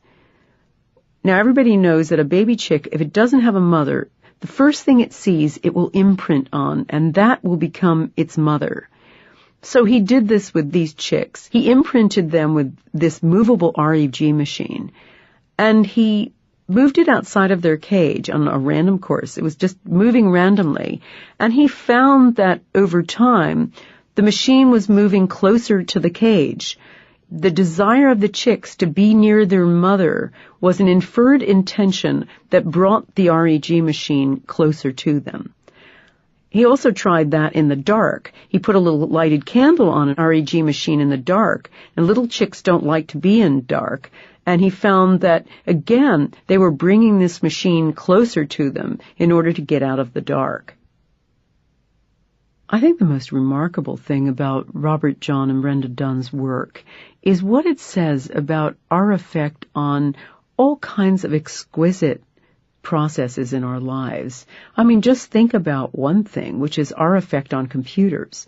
I mean, computers are highly sensitive pieces of equipment, and if we have these subtle effects on random event generators, perhaps we're having an effect on all the equipment that surrounds us in our lives, our cell phones, our computers, our portable equipment that we're carrying everywhere. All of these things could be affected by our intentions at every moment. I also was fascinated by the differences in the sexes suggested by their research. It made me think that maybe men and women have different kinds of intentions, and that the folklore that we have about men are from Mars and women are from Venus maybe has a basis in fact. And maybe not only our verbal communication is very different, but also our energetic communication is very different too. One of the big questions that arose at this point in my research was the nature of ownership of thought, where exactly our thoughts lie. If you talk to any neuroscientist, they will tell you that the mind is located in your brain. But I wondered, if that's true, how can thoughts or intentions affect other people? And is it maybe the case that the thought's somewhere else? Or is there such a thing as an extended mind and a collective thought? And does what we think affect not only inanimate things, but living things as well? At that point in the research, I was reading some stuff about some native Indians living in the Amazon, and one of their practices, and it really called this to mind for me. They assemble every morning at dawn, and they share their dreams with each other. And the reason they do this is that they believe that the dream is a map for their waking hours. But the most important element of this was that the tribe doesn't believe that the dream is owned by the individual. They believe it is owned by the entire group. and that the person who's delivered this information is only the messenger or the vessel for the dream to come through. The other thing they think is that the dream is the true reality, and it's the waking life that's the imposter. And from that, I started to think about maybe this is what's really coming out in this research, is that the intuitive information that we're getting, that we have only a glimmer of, is really the truer reality, and that if we can learn to access this, then we'll have a truer demonstration of what is real. So I started looking around for a scientist who had done work on this, on living systems, and everyone suggested I speak to a fellow called William Broad. He was somebody living in Texas, and ironically, he had worked with Edgar Mitchell in the early 70s, right after Mitchell had come back from the moon. They'd even designed some studies together. But Broad had been fascinated by Rhine's material too, and he felt what was important was to start looking at the effect of consciousness on other living systems. So he began doing what consciousness investigators call DMILS, which is direct mental influence on living systems. That was a whole batch of studies. And for any consciousness investigator, the easiest way to do this is to create a thing called the sense of being stared at. That became Broad's signature study, and it's a really basic DMILS study. What you do is you take two people and you isolate one in one room and another in the other room. You hook them up to all kinds of physiological equipment, but the most common is the kind you use for a basic lie detector test. It's a thing that registers your autonomic nervous system's reactions in terms of skin conductance. It measures your autonomic nervous system reactions. And when you tell a lie, you have a basic fight or flight reaction. You get nervous, and that is transmitted through the electrical conductance in your skin, and that gets picked up on this lie detector.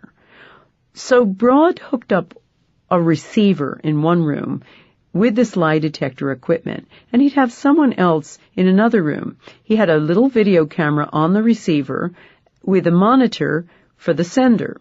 Every so often, the sender would have to stare at the receiver.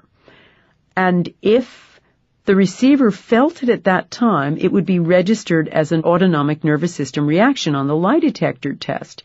Broad found in a significant number of cases that indeed, when the sender stared at the receiver, that it would be picked up by the receiver.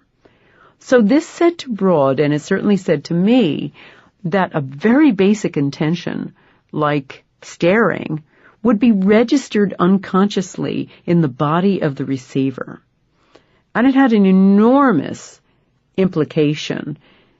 It said that our intentions can be felt in the body of recipients, even over distance, even when the person isn't consciously aware of an effect. And also, it said that this is being felt deep within our bodies. So Broad wanted to take this a lot further, and he began looking at all kinds of living systems. He started out with just basic things like blood cells, and wanted to see whether or not volunteers could affect those blood cells. He put them in a solution that would make them slowly burst, and the idea was for his volunteers to stop that process. Then he tried doing other things like having volunteers try to affect the direction in which fish swim in, and he had a fun little one of having his volunteers try to affect gerbils in activity wheels, making them run faster. And in all of these cases, he found that human beings were having a significant effect, that when they intended for those fish to swim a certain way or those gerbils to go a certain speed, they would have an effect. Broad's material was some of the best conducted of all this DMILS studies, but there have been many, many others on all kinds of living things, from bacteria and yeast to rats, cats, and dogs, to human cells and enzyme activity. And in a hugely significant percentage of cases, it was found that people had an effect, and that this was just ordinary people who would be recruited to try out this ability for the very first time. Broad found that there were a couple of conditions that would magnify the influence. One of them was if the influencer was highly motivated, if it mattered to him, then it would increase his or her effect. He also found that people had a bigger effect on things they felt close to. So the smallest effects might be found in something like fish or cells, and then increase with experiments dealing with cuddly gerbils, and be stronger still when people were trying to affect human cells, and then be at their greatest when somebody was trying to influence another person. He also went on to do some interesting studies showing that people could have an effect on other people in terms of calming them down. So a calm person could calm down a nervous person, and focus, so that a focused person could focus an unfocused person. Very interestingly, too, Broad was one of the few people to look at whether your influence on somebody else was as great as your influence on yourself. And he found that your effect on somebody else was almost as powerful as your effect on yourself. And Broad also did one other interesting thing, too, which was to ask the question, well, if you can have a positive effect on somebody, what's the effect of a negative thought? Do you have a negative effect on people? I mean, there's been plenty of anecdotal stories of the so-called voodoo effects and plenty of folklore about effigies and things like that. So he actually put together a study that would look at whether or not we can block negative influence. He'd have one set of volunteers be the senders, and they would send a certain intention, and the receivers in another room would attempt to block it by mentally shielding themselves, thinking that they were surrounded by a wall or being enveloped in cotton or some kind of mental shield. And he found that this did have an effect. There's some other evidence that suggests that it isn't that simple, that we may have to work a little harder at shielding ourselves from negative influence. But it certainly suggested that perhaps certain mental conditions make you less open to influence than others. I wondered about certain conditions that made it easier for people to tap into this information. And certainly there was some suggestion in Broad's material that our ability to pick up these signals increases when we are deeply relaxed, and also if there's some kind of interpersonal connection.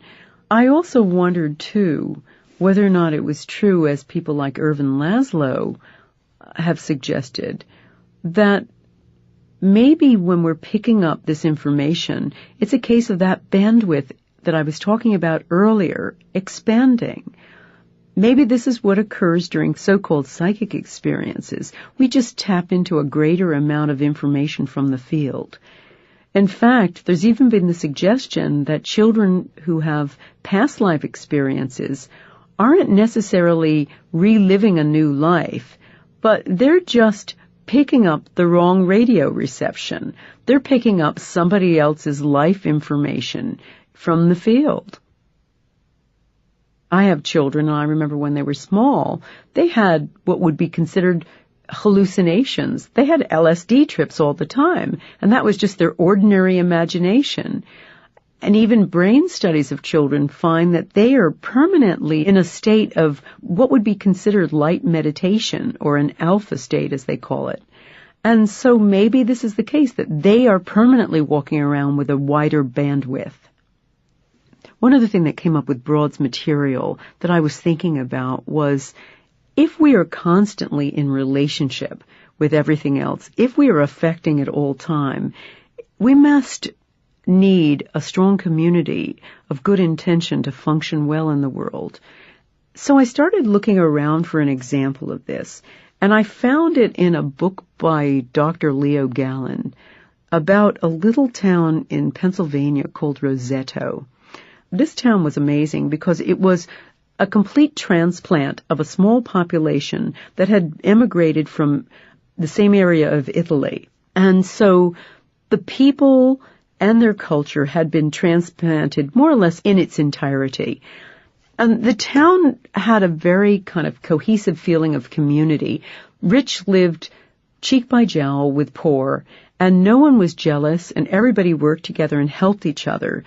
And the fascinating thing about it was, despite the fact that they'd all adopted a standard American diet and lifestyle, with high-fat diets, and they smoked, and they did all the things that you weren't supposed to do, Roseto had a heart attack rate less than half of that of the neighboring towns. But then, about a generation later, this kind of cohesiveness fell apart, and the young people moved out of Roseto, and they didn't carry on the same sense of community, and before long it began to resemble an ordinary American town. And suddenly the heart attack rate zoomed up to that of the rest of America. So it suggested to me that for that tiny bit of time, Roseto had been coherent and had created the kind of interacting community that perhaps we all need. We've covered an enormous amount of ground with some pretty complicated ideas, and it might be a good idea before I talk about the most mind-boggling stuff that I discovered on this journey, just to recap where we've been. The material that I found basically added up to a new paradigm of the universe.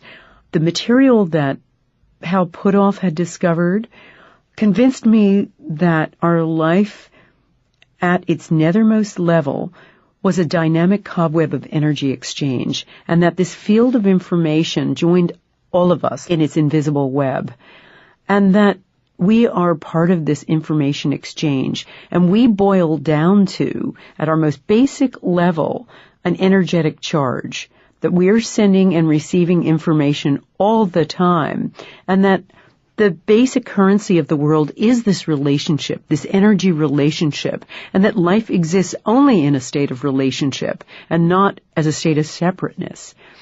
I think you have to really try to take on board this idea of relationship, because everything in our lives is predicated on the idea of separateness. The Newtonian ideas that we talked about earlier that formulate our current worldview are predicated on separate objects operating in space according to set laws. And everything that we've discovered so far, that I was discovering on my journey, drives a stake into the heart of those ideas. People like Fritz Albert Popp demonstrated that we are all candles.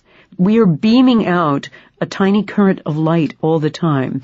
And this light is an information and communication system, not only inside of our bodies to relate one part to another, to direct the show, so to speak, but also between different beings, so that we're sending out messages that are constantly received and replied to. And not only our molecules are operating according to frequencies, but also our brains communicate through quantum frequencies and through an energy exchange with the zero-point field. The most outrageous idea of all is whether or not the higher cognitive processes in our mind are located inside our brain or whether they're out there in the field. The quantum pioneers that I talk to firmly believe that things like memory are not stored in the brain, but that are retrieved from the field. And also that when we die, we, in a sense, decouple ourselves from this physical body and re-enter the field. One of the areas that I kept wondering as I was coming across this amazing new worldview was what it adds up to. How do we bring this into our lives? How do we use this? I certainly thought we had to change the way that we think. We have to change the way we think of me and not me. Maybe there is no more not me. We have to change the way we interact with other human beings. We have to change the way we carry out our work, because right now it's predicated on separateness. We have to change the way we bring up our children, because we teach them to be competitive. We have to change the way we approach our death, because maybe we don't ever die. Maybe our energy just transmutes. So basically we have to change everything. But how can we use this practically? That was the question I had. What do you do with this? And I think that was the question relating to all these scientists, too. How do you take this out of the laboratory? What can you use this for in real life? And to find out, I came across a little-known scientist called Elizabeth Targ, She was the daughter of a fellow called Russell Targ, who was very involved in psychic studies and in some studies that I'm going to talk about fairly soon. But she was a very standard psychiatrist. She came across some interesting and intriguing information that suggested that healing might improve outcomes with breast cancer victims. And so she started thinking that perhaps she should put healing to the test. And she looked at other studies of healing and found that although they were very provocative and they showed that distant healing worked, they weren't very scientific. And so she wanted to put together one of the most scientific studies of healing of all time. She put together a very ingenious study. I was fortunate enough to meet Elizabeth Targ, who was only 40 and very sadly died of a brain tumor, a very fast-growing and lethal brain tumor, shortly after she published the study. She was a remarkable woman, very traditionally medically trained, very skeptical, one of those people who demanded the proof, but also another explorer, philosopher, scientist, like many of the ones that I had met, who was open enough to a new prospect and open enough to try out an outrageous idea. So she decided to gather together healers of all types and to subject them to the supreme test of healing, which was to heal AIDS victims. Now, this was back in the 80s, when AIDS was invariably a lethal disease. So she gathered together 40 eclectic healers of all persuasions, all across America.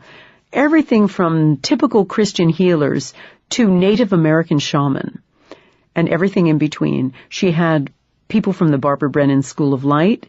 She had people from the Joyce Goodrich School of Healing. She had people who were interested in chakra healing, in color healing, every type of healer. And she very tightly randomized this study so that half of the AIDS patients, who were all very similar at the same level of disease, were in the treatment group and half in the control group. These were all patients who were in end-stage AIDS patients. All had a very short period to live. And she very, very carefully created envelopes with their information, and all she gave these healers was their name, their photograph, and their T-cell count. So the healers had virtually nothing else. The healers also never met these patients. They were in locations all across America, and they never got in any kind of physical contact with these patients. Every week they were given a new patient, and the requirement was that each of these healers were simply to spend an hour a day sending a healing message for the improved well-being of these patients and the improved T-cell counts and health of these patients, hour a day in whatever discipline they used. And that included, for people like the Native American shaman, going out to a canyon and doing the classic pipe ceremony, and for others it was praying to Jesus. At the end of her trial, Elizabeth was amazed to see that the patients who were prayed for were better in every regard. They were getting better. The patients who were not prayed for went ahead and died as expected. She was shocked by this and wondered whether or not there was something in her data that was wrong. So she made an even more rigorous study and she repeated it. By the time she repeated it, the new drugs had come out for AIDS, and it meant that AIDS was not necessarily an automatic death sentence anymore.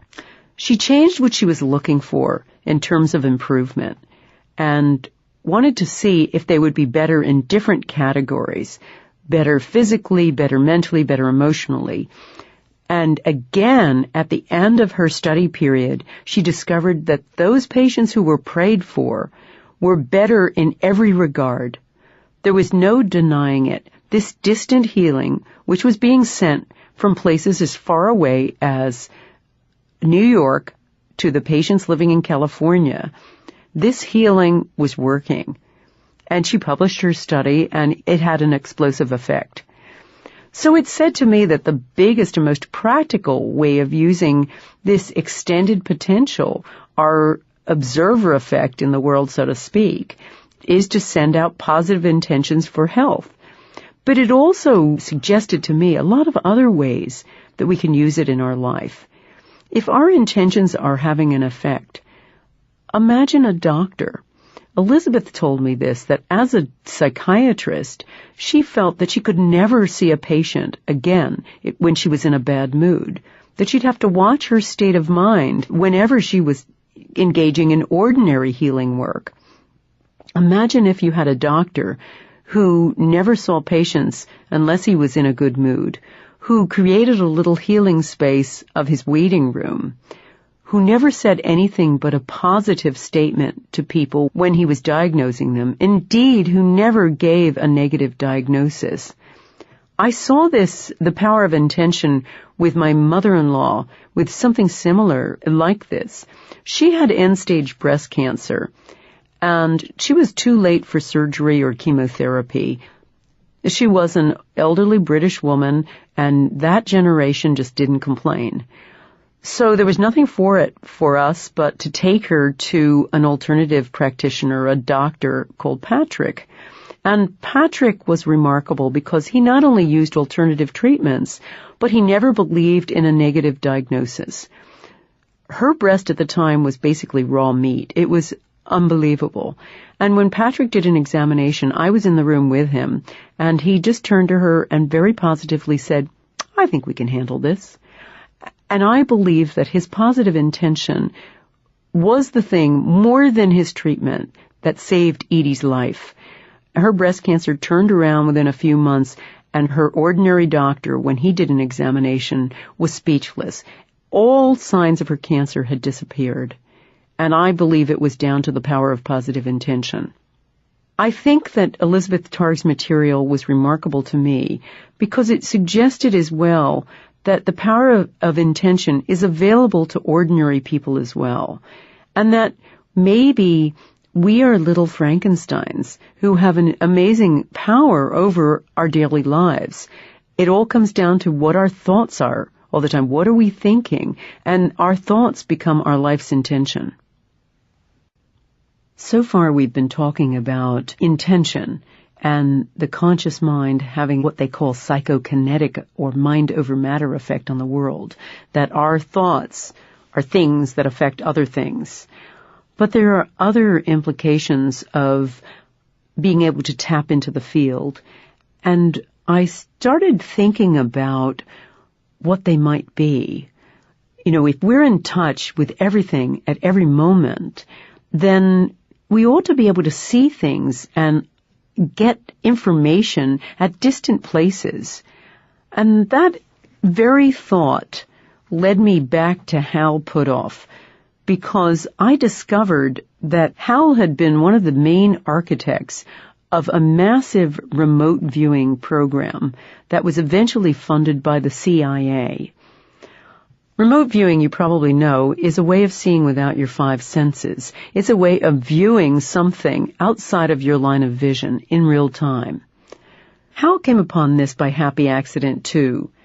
He was trying to find out whether or not you could use quantum theory to describe life processes. He was kicking around the idea that if electrons had non-local effects, then maybe we could pick up information. Maybe we could acquire or receive information by long distance.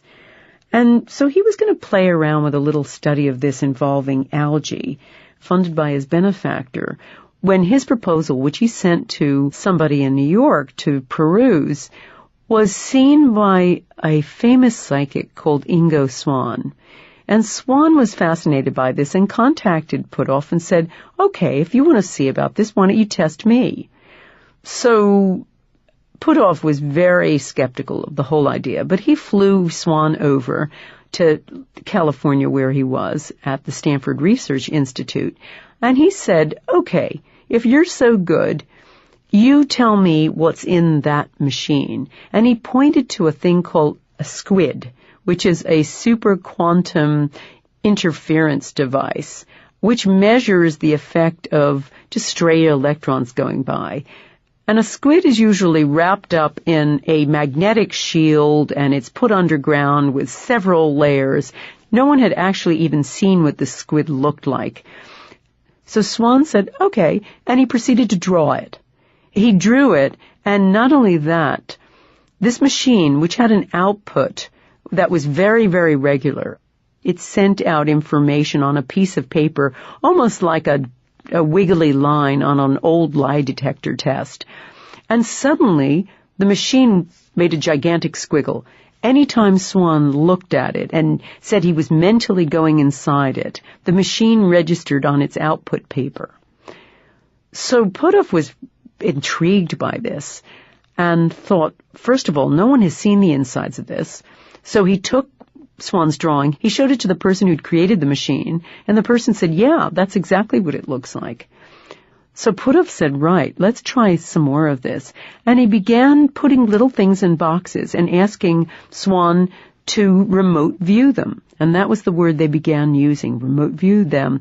Before long, a couple of men in black showed up at Puthoff's office and said that they were from the CIA and that they'd heard about the work he was doing, and he was exactly the person they were looking for, because the Russians, and at that time, it was the middle of the Cold War in the 70s, the Russians had been using psychic means to spy on the Americans, and they were concerned about this, and they wanted to find out whether there were any ways to spy back.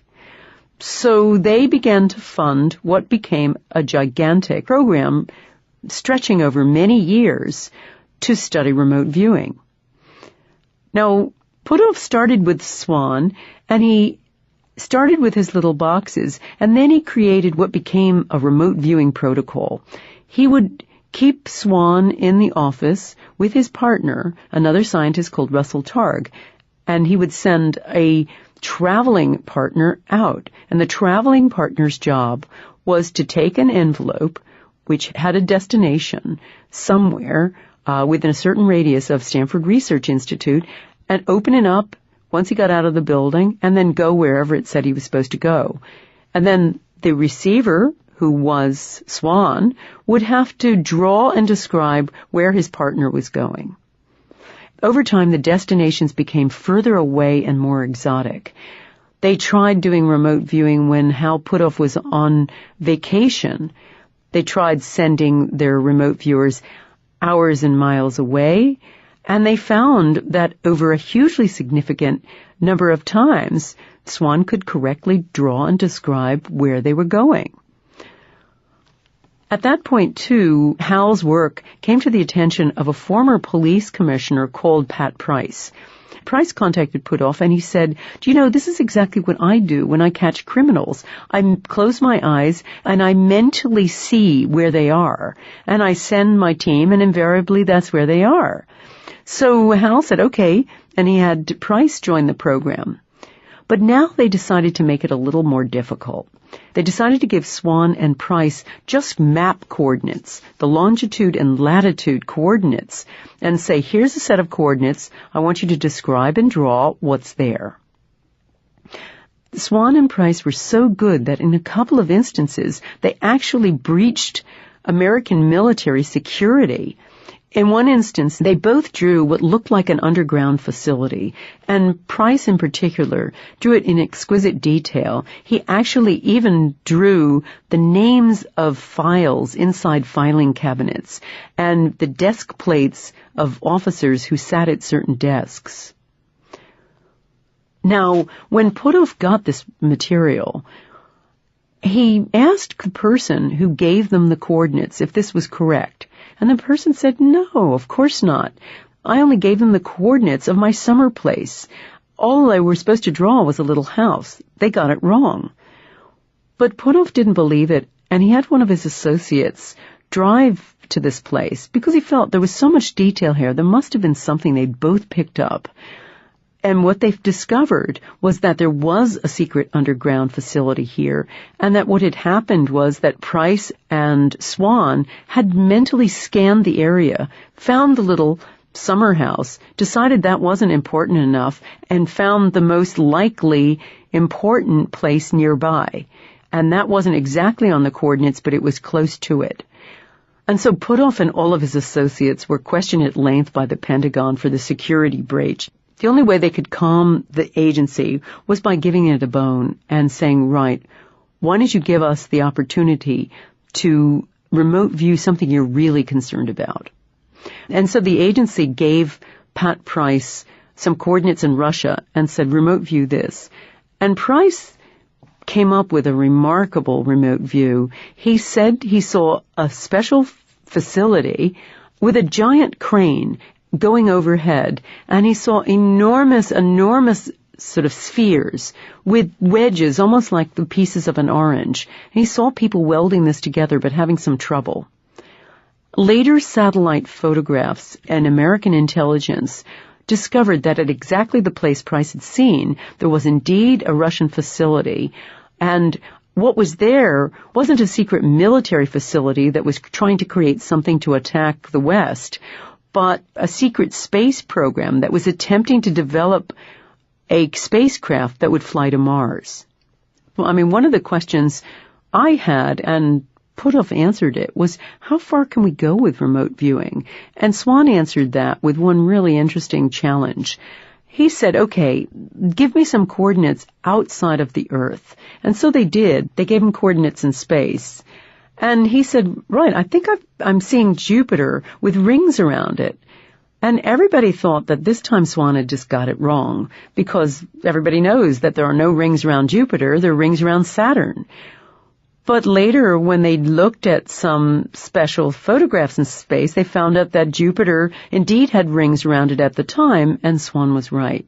Interestingly enough, Puthoff wanted to test whether or not he could shield this. So he tried electromagnetic shielding and even tried having a remote viewer be submerged in a submarine underwater, because water can effectively block out the signal if it's a straight electromagnetic signal.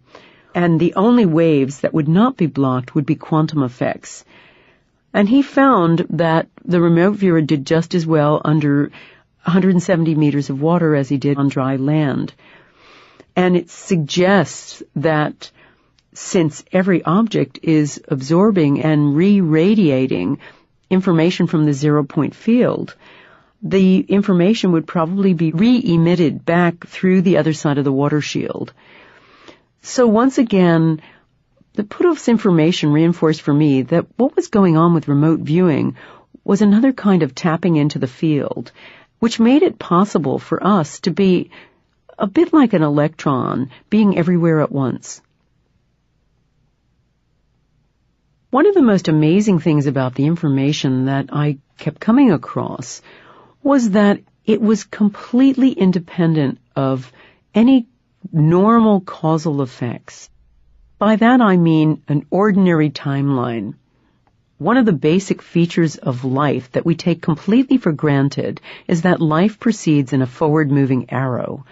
And we see this reinforced in every aspect of our lives. We order a cup of coffee at Starbucks and it arrives at our table. We send something through the mail and it arrives at its destination. We're born, we grow old, and then we die. That's the biggest feature of a timeline, is our own mortality. But none of these effects followed an ordinary type of timeline. They seem to work as well, whether or not they were absolutely out of ordinary time and ordinary space. And so it started to say to me that our ability to tap into the field moves outside of our ordinary notions of time and space. One of the most interesting examples of this had to do with remote viewing and a session by Pat Price. Pat was following the usual protocol of sitting in the Stanford Research Institute lab and having a traveling partner take an envelope and travel to the destination that was written inside. And when Pat drew where his traveling partner was, he drew a swimming pool with 2 tanks. Now, when the partner came back and the scientists compared his destination with Pat's drawing, they thought that this time Pat had just got it wrong, because although there was a swimming pool there were no tanks. But years later, after this, Russell Targ, who was Puthoff's partner in this, came across a Chamber of Commerce booklet about the area in question, which was Palo Alto, California, where the remote viewing had taken place, and he discovered a photograph of 50 years ago of that site. Now, currently it was a community swimming pool, but at the time it had been a community reservoir, and it had not only a little lake there, but 2 water tanks. So when Pat saw the scene, what he'd seen was not the scene as it currently existed, but the scene 50 years ago. And that suggested to me that when we remote view, we can pick up information backward in time. Now, at the same time that this was going on at Stanford Research Institute, Brenda Dunn and Bob John at Princeton were also carrying out remote viewing with Titan protocols, and they discovered that in a hugely significant number of cases, their remote viewers could pick out where their traveling partners were going, draw and describe where they were going, hours, if not days, before their destinations were even chosen. There were also time-displaced effects on REG machines. Helmut Schmidt created an ingenious REG experiment where he converted it, instead of having computerized images that would flash cowboys and Indians, say, he created a stereo audio device that would alternate sounds in the left ear or the right ear when somebody listened to it with a set of headphones. And he told his volunteers that what he would like them to do is send an intention to have more of one side play than another. So they would send an intention to have more left ear clicks than right ear clicks. When he played back these tapes, and remember they'd already been run out before someone listened to them, when Schmidt went back and listened to the master tapes himself, he found that indeed they did have more of a certain kind of click, a left click or right clicks, depending on the intention of the listener. So this was a bizarre situation because their output had already been generated. And Schmidt and I wondered what had really gone on here. And I realized that what was happening was not that people went back and changed what had already happened. Their minds had reached back down the timeline and affected something as it was being generated. They didn't change the past. They changed the present as it was unfolding. And they'd changed that output on that machine as it was unfolding. So this was probably the most challenging idea of all for me. How did this work? And I had to ask many scientists about this. Could we go back and change the past? And what was the mechanism that would allow these kinds of things to go on? Bob John said something to me that really encapsulated it when he said, take time out of it and it all makes sense. And that to me became almost like a little motto, take time out of it and it all makes sense. Some people tried to explain it as a physical mechanism, that in certain kinds of exotic physics, the zero-point field can be condensed and some information travel 2 directions at once. And others said that because this is quantum information, everything exists as just one great big smeared out now. Or there were yet other theories saying that the future is enfolded in the present, almost like David Bohm's idea of the implicate order, which means that all information is hidden away and only becomes available or explicate when we need it. And that could even include when it's out of a typical time-space continuum. But then I would say most of the scientists working in consciousness research have an idea that the future acts on the present, that our present is contingent upon future conditions. And by that, we mean that it's not like we go back and change the past, but that our future and our present are constantly referring back to each other, that they're both in touch with each other, and that we have access to future information and it informs what we do in the present. And it may be that, we're talking about quantum physics and electrons and things that exist as pure potential until observed. And there's a whole school of thought that feels that the observer effect works out of time. And so if everything exists at some bottom rung level in the realm of pure potential, if we're seeing into the future or the past, we're helping to shape it and bring it into being. And just as we do with a quantum entity in the present with our active observation. So maybe we take time out of it, as Bob John suggests, by taking our own separateness out of it, because we create time and space ourselves in a sense. Through our acts of perception, we create an artificial sense of time, and we create artificially separate objects existing in space through this continuum. And so by creating time, we create our own separateness. And this also suggested to me that we had to create another paradigm to represent time.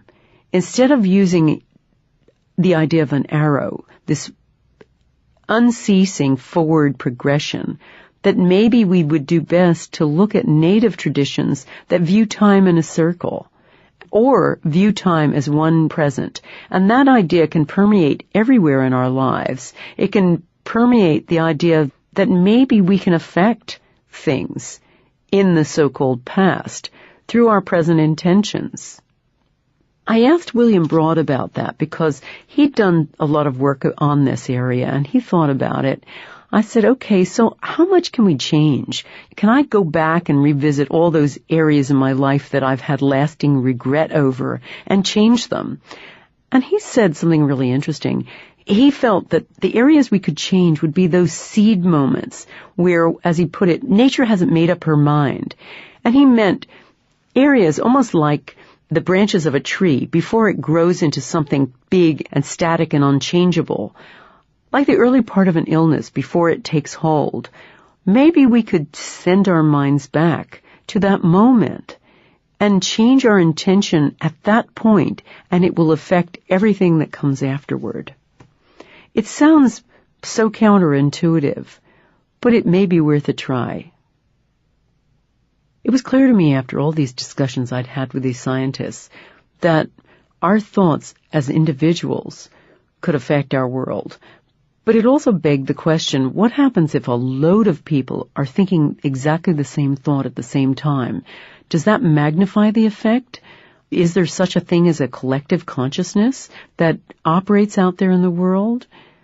To answer this question, I started asking around whether or not anyone had looked into this, and I discovered a scientist called Roger Nelson who'd been at the Pear Lab working with Bob John and Brenda Dunn.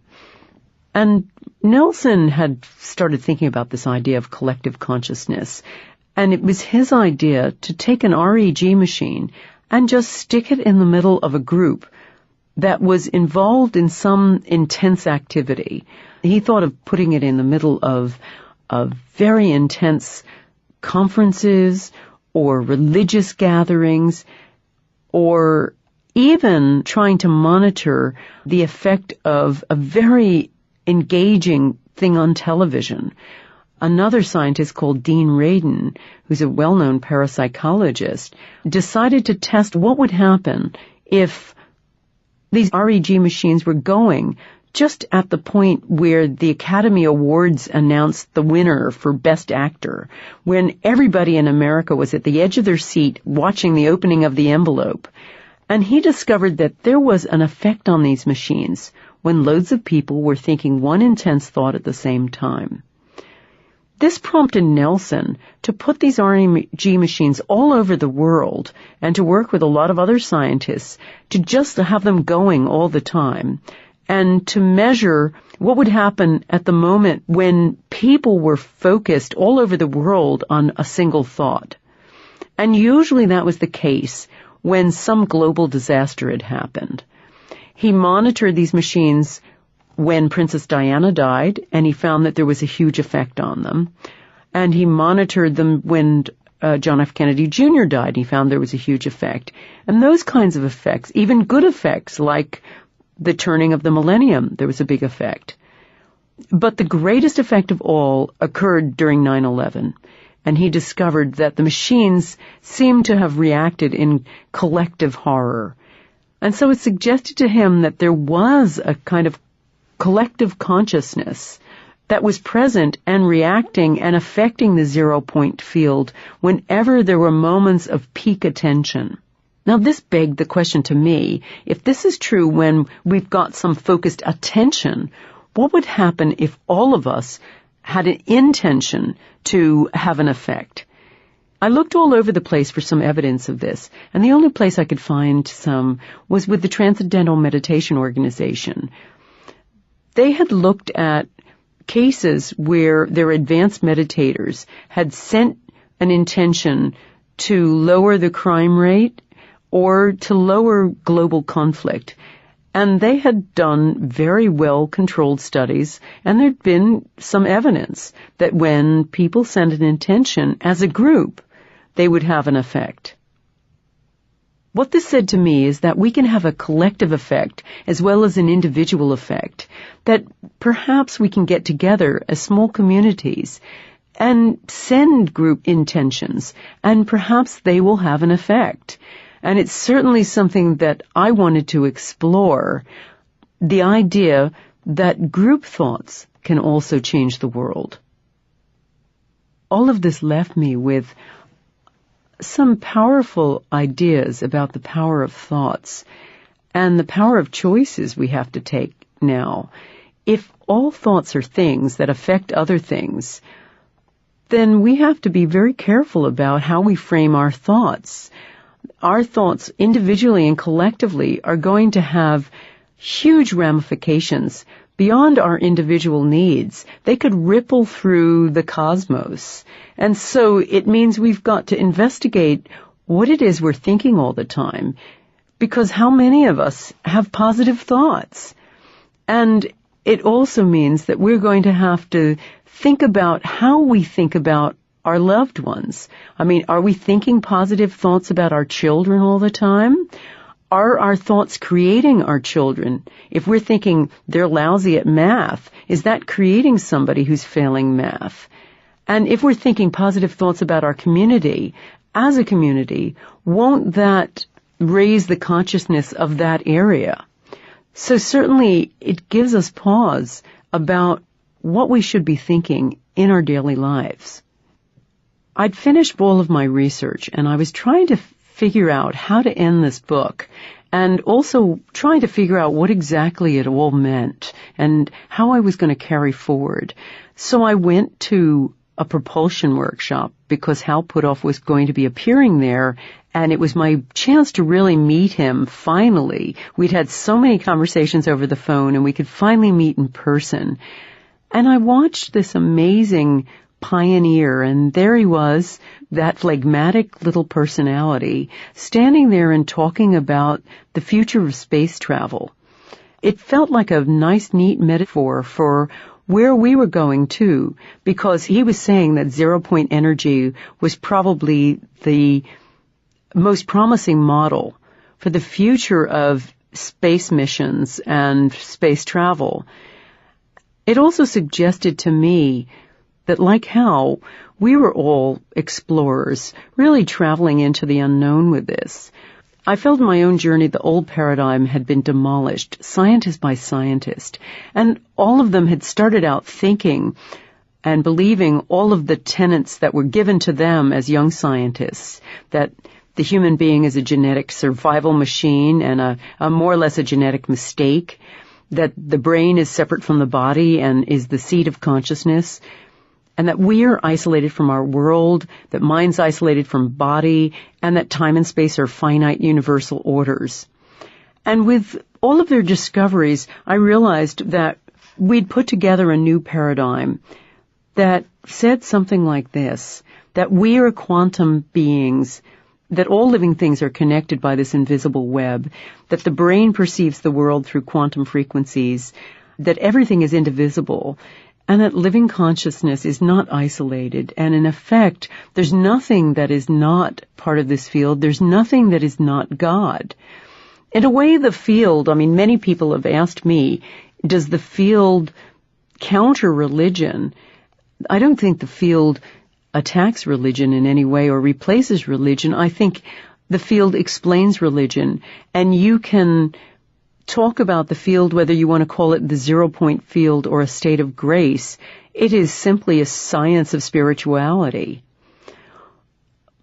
When I wrote this book, I decided to dedicate it to my daughter Caitlin, because when she was 5 years old, she's 17 now, when she was 5 years old, she was a wise little child. She used to meditate just before she went to bed, and she would sit there and pray and say, I am not alone, I am not alone. And I always thought that was an incredible idea for a 5-year-old to have, this sense of isolation in the universe. It might just be because she's a little Libran and she likes to have a significant other all the time. But I tended to feel that it was a sense of isolation that she carried with her. And I dedicated the book to her, and the line I used was, "You never were alone." Because I felt in my own journey I had come to a discovery that the reality that we're now faced with, that is much more interesting and complex, is a life-enhancing vision to replace that separatist and bleak vision that we're left with in Newtonian science.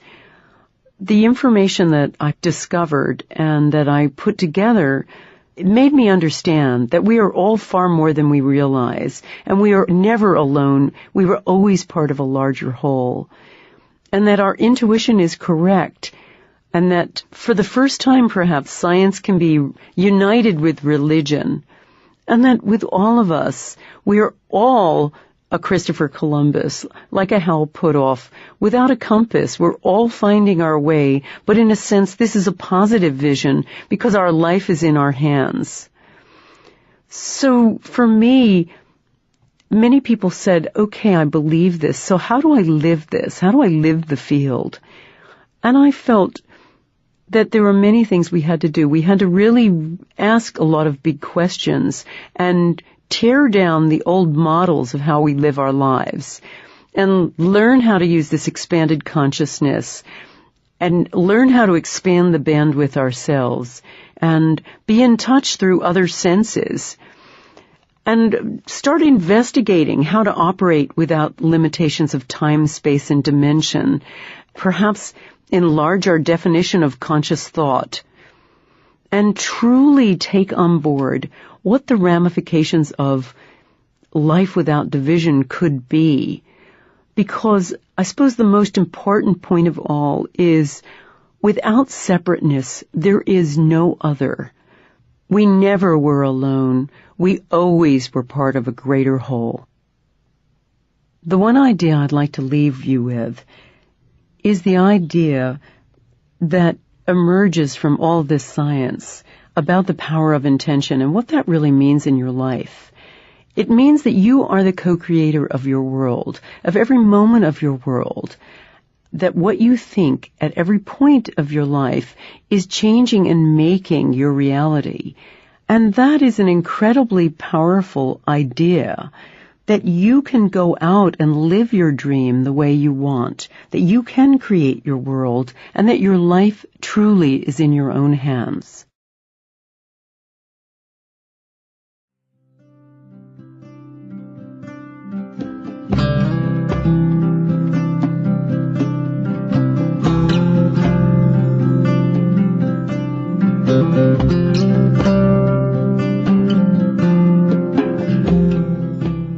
This concludes The Field with Lynne McTaggart. Music by Stephen McNamara. Thank you for listening.